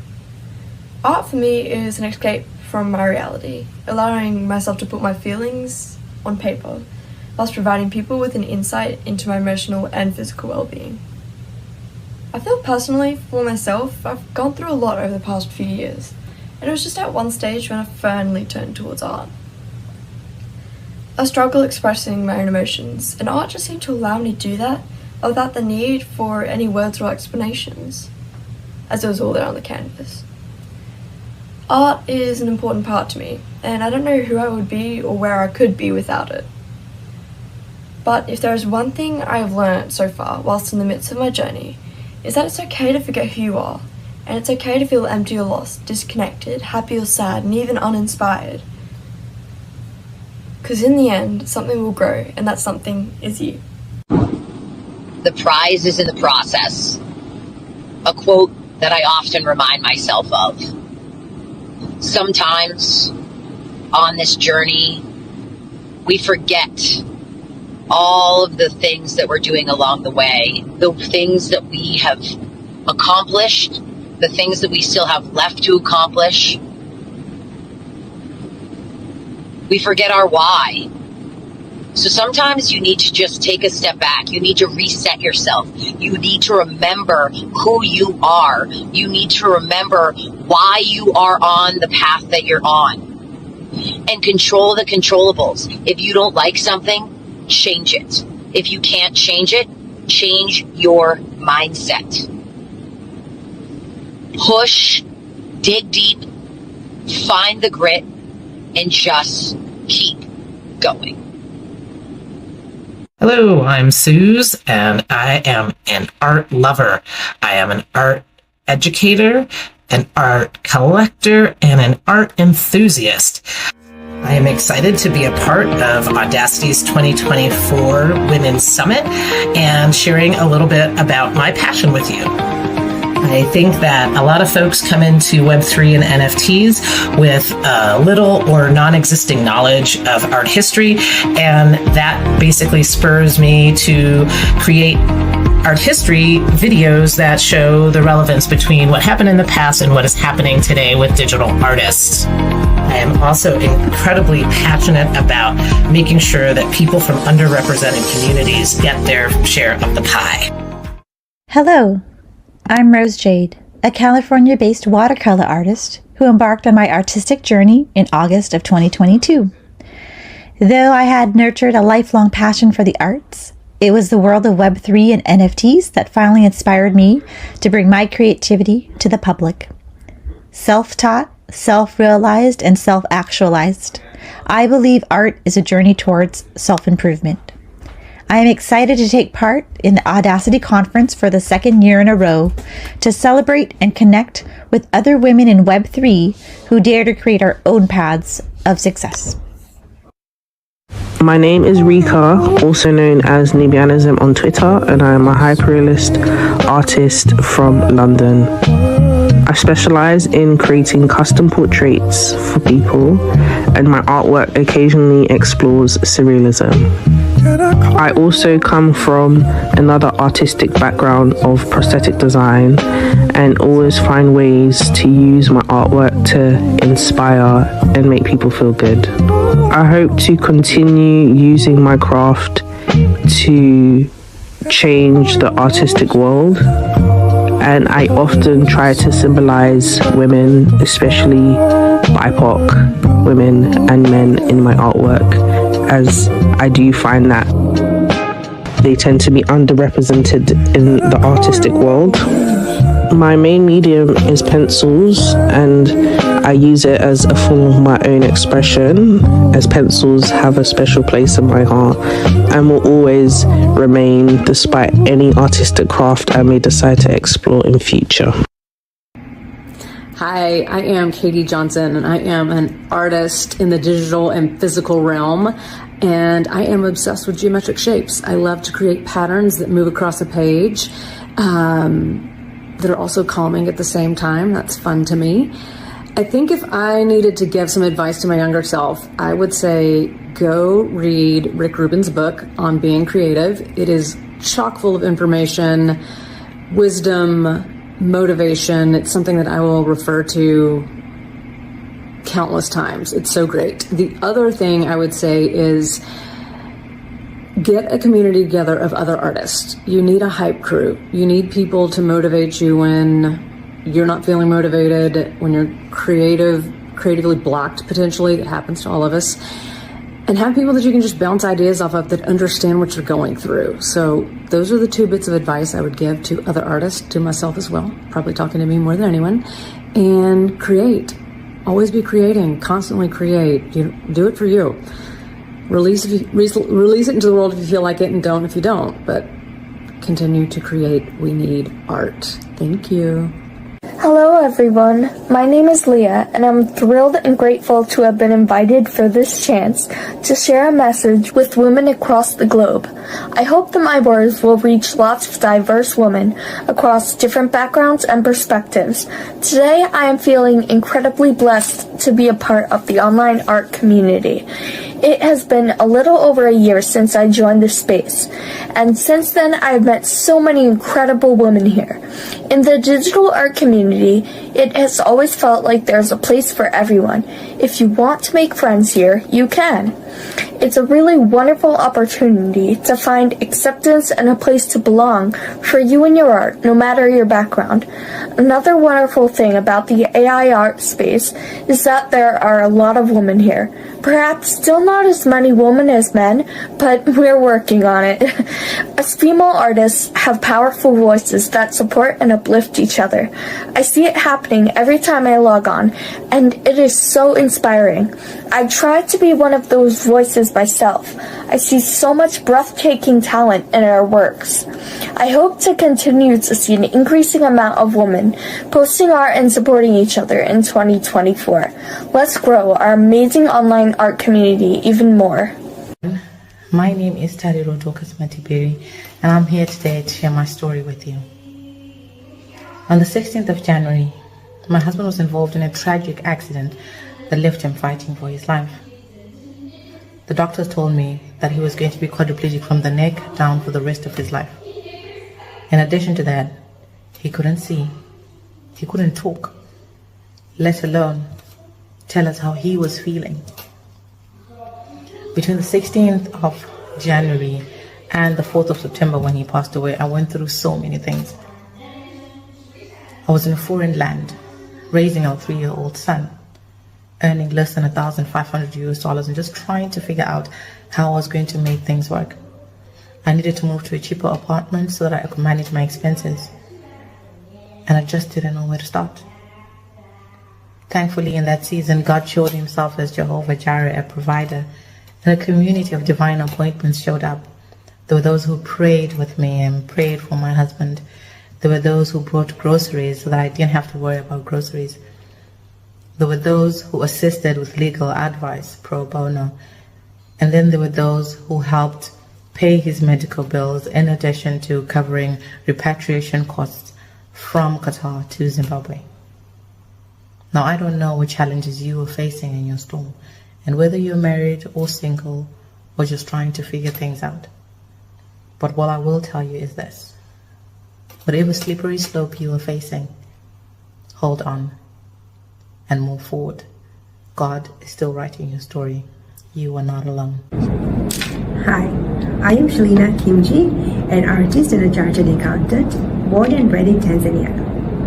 Looking back, art fascinated me since my childhood, as I was always glued to the easel. At least that's what my teachers remarked. However, as I grew up, we did not have art classes in school, and therefore I used to enjoy drawing in various classes. I remember getting remarks saying I could go for architecture because I was very good at numbers, physics, and drawing. I did consider going for it. Unfortunately, I couldn't do it because I did not have an art portfolio. I then pursued accountancy, and I used to paint in my free time. I used to paint on clay, ceramics, and fabrics. However, at some point when my course got too intense, I had to move to UK to complete it and I forgot all about art. I rapidly climbed my career ladder and became an audit manager, but I realized that there was something missing and I was trying to pinpoint what it was, and I realized rose colors. So one day, on the spot in 2009, I just went and purchased some colors and canvases. For a few years, I juggled my full-time career with art as I started participating in international and local exhibitions such as the East African Art Biennale, the Sketchbook Project, the Coffee Art Project, to mention a few. In 2018, I visited the World Art Dubai and I witnessed creativity buzzing all around me. I was like a kid in a candy store. It then pushed me to take a short career break and start painting full-time, which is why then I decided to freelance. So in 2020, I registered for a solo booth at the World Art Dubai. I packed and carried my paintings and traveled to Dubai a few months earlier as the event was scheduled for April 2020. Guess what? I got locked down in Dubai and World Art got postponed to October 2020. I was disappointed, but it was at that time that I came across this project by Art Painting Lab on lockdown art, which they were intending to convert as murals and display all over UAE. We could do as many pieces as we wanted with the hashtag United Art Emirates. The project went viral and all local newspapers began featuring it. One day I saw an update saying CNN would feature some of the artworks, but the deadline was in a few hours. I got to work and managed to submit my art piece. Guess what? A month later, I was featured by CNN, and that was my massive breakthrough. In October 2020, I proceeded with World Art Dubai. However, I felt like I had bitten off more than I could chew because I had the responsibility to pack and carry my paintings, to travel all the way to Dubai, to price them, label them, install them, fill out a zillion forms, etc., etc. However, the best part was I realized my dream, and I also got featured by a magazine called Art and Luso and the National UAE. Thereafter, I got featured in many other publications such as Citizen Tanzania, and later I was invited by a UK-based TV channel for a live talk show. This year, I got to paint my very first mural. It was for a playroom in the Children's Cancer Ward at the Muhimbili National Hospital here in Dar es Salaam. An art exhibition that I would reminisce very fondly was the one that I participated in by the Arts Gallery on Art Connects Women on the theme Rise to Rejoice. I was the only Tanzanian artist representing Tanzania among 115 women from different parts of the world. I felt like an art queen, wearing my sash and displaying my painting. And guess what? I also made many friends and I also got to sold my art piece. At the moment, I am now part of Go as one of the very first female pioneers for doing a coffee art, creating and minting them as NFTs. One of my artworks titled Coffee Bloom was minted as an NFT, and it was also exhibited at the DIFC Art Nights in a very fascinating concept called Gallery in a Box. Michiko, a 13-year-old artist, has been crafting her creation, the imaginary bird Marodori, since the tender age of 10. With inspiration drawn from birds, Marodori represents her journey, seamlessly blending tradition and modern expression.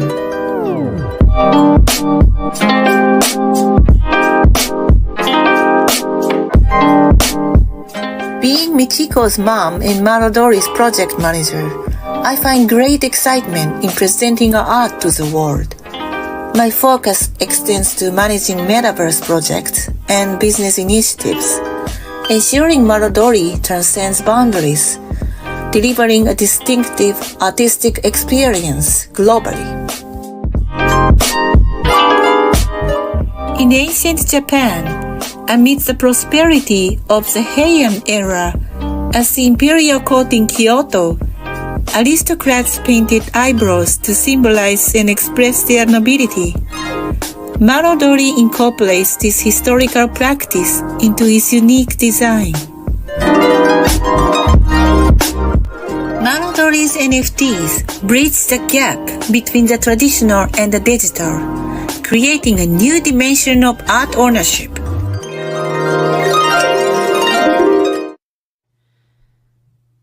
Hello, my name's Carolyn Hammond and I'm an artist, creative, stroke business mentor and spaces host in the Web3 arena. I just wanted to share something with you that has helped me in my life in terms of being open to change, to staying open-minded. And what I mean by that is being open-minded is not just about adapting to change. It's about actively seeking new possibilities. The doors we push against represent the boundaries of our comfort zones. So by daring to explore beyond what is familiar to us, we unlock the potential for personal and professional growth. Consider this for a minute. Life is full of opportunities. In fact, they are in abundance. However, these opportunities that circle us only become tangible when we position ourselves in spaces where they are accessible. It's not a stroke of luck that opens doors. It's the intentional act of pushing against them with unwavering determination. So, as you begin each day, try and open your mind and embrace the twists and turns of life, for they may lead to unexplored possibilities. Thank you for listening. My name is DC, noordinarygirl.eth on X. I am from the beautiful island of Trinidad and Tobago. I want to share how loving myself unconditionally has given me courage I never knew I had. Last year, I was diagnosed with vitiligo. That's an autoimmune disease that affects your melanin in your skin. At first, I struggled to accept the patches of lighter skin now dotting my brown complexion. But in the months since, I've undergone a journey of self-discovery. Though it shook my self-image, my vitiligo diagnosis gave me the courage to see that true beauty comes from within. My skin does not define who I am or what I'm capable of. Through practicing self-love, I've become braver in all aspects of my life. I pursue opportunities that once intimidated me. I initiate conversations with new people without hesitation. And most importantly, I make the choice each day to love myself wholly and unconditionally. I share a glimpse of my story to remind you that you are enough just as you are. Do not let challenges or judgments prevent you from boldly loving yourself. You have a powerful inner light. Let it shine. Hi, this is Edge Stretching. My contribution for the Audacity Women's Summit is a reflection on fear. I hope you like it. Here it goes. Fear waits for the passage, the weakness, and from there it enters, even when there is no real danger, without being noticed. It gives you an undefined sense of malaise, inexplicable and often changeable. You barely see it. It crawls slowly inside you, looking for open wounds, feeding on older fears. To get to the brain, cloud it, pervade it, immobilize it. Fear always gets what it wants. The fear of losing makes you lose. The fear of moving makes you immobile. The fear of loneliness makes you alone. The fear of others makes them aggressive. The fear of letting go turns you into stone. Fear does not exist like sadness exists, like anger exists, like melancholy exists. Fear does not exist. It's no use. It does not make you grow. It doesn't make you stronger, but only helpless before it. Fear doesn't exist. It is insubstantial. If you look at it, it gets scared, retreats. It is annihilated. Let's get to know it, recognize it, and destroy it. Hi, all you audacious women out there. The challenge I chose to accept today was to come up with something inspiring to share, maybe a story or something personal. If you were to ask me to relate something inspiring a few years ago, it would have been a video of me in Split or Sarajevo or Belgrade. Something inspiring and sexy. Well, my life isn't exactly sexy right now. Not bad, but definitely not sexy. If you asked me this question a few months ago, I suppose I could have shared some stories about some intense challenges that I've had to overcome. Because overcoming challenges also makes for a good story. Like Luke getting his hand cut off or almost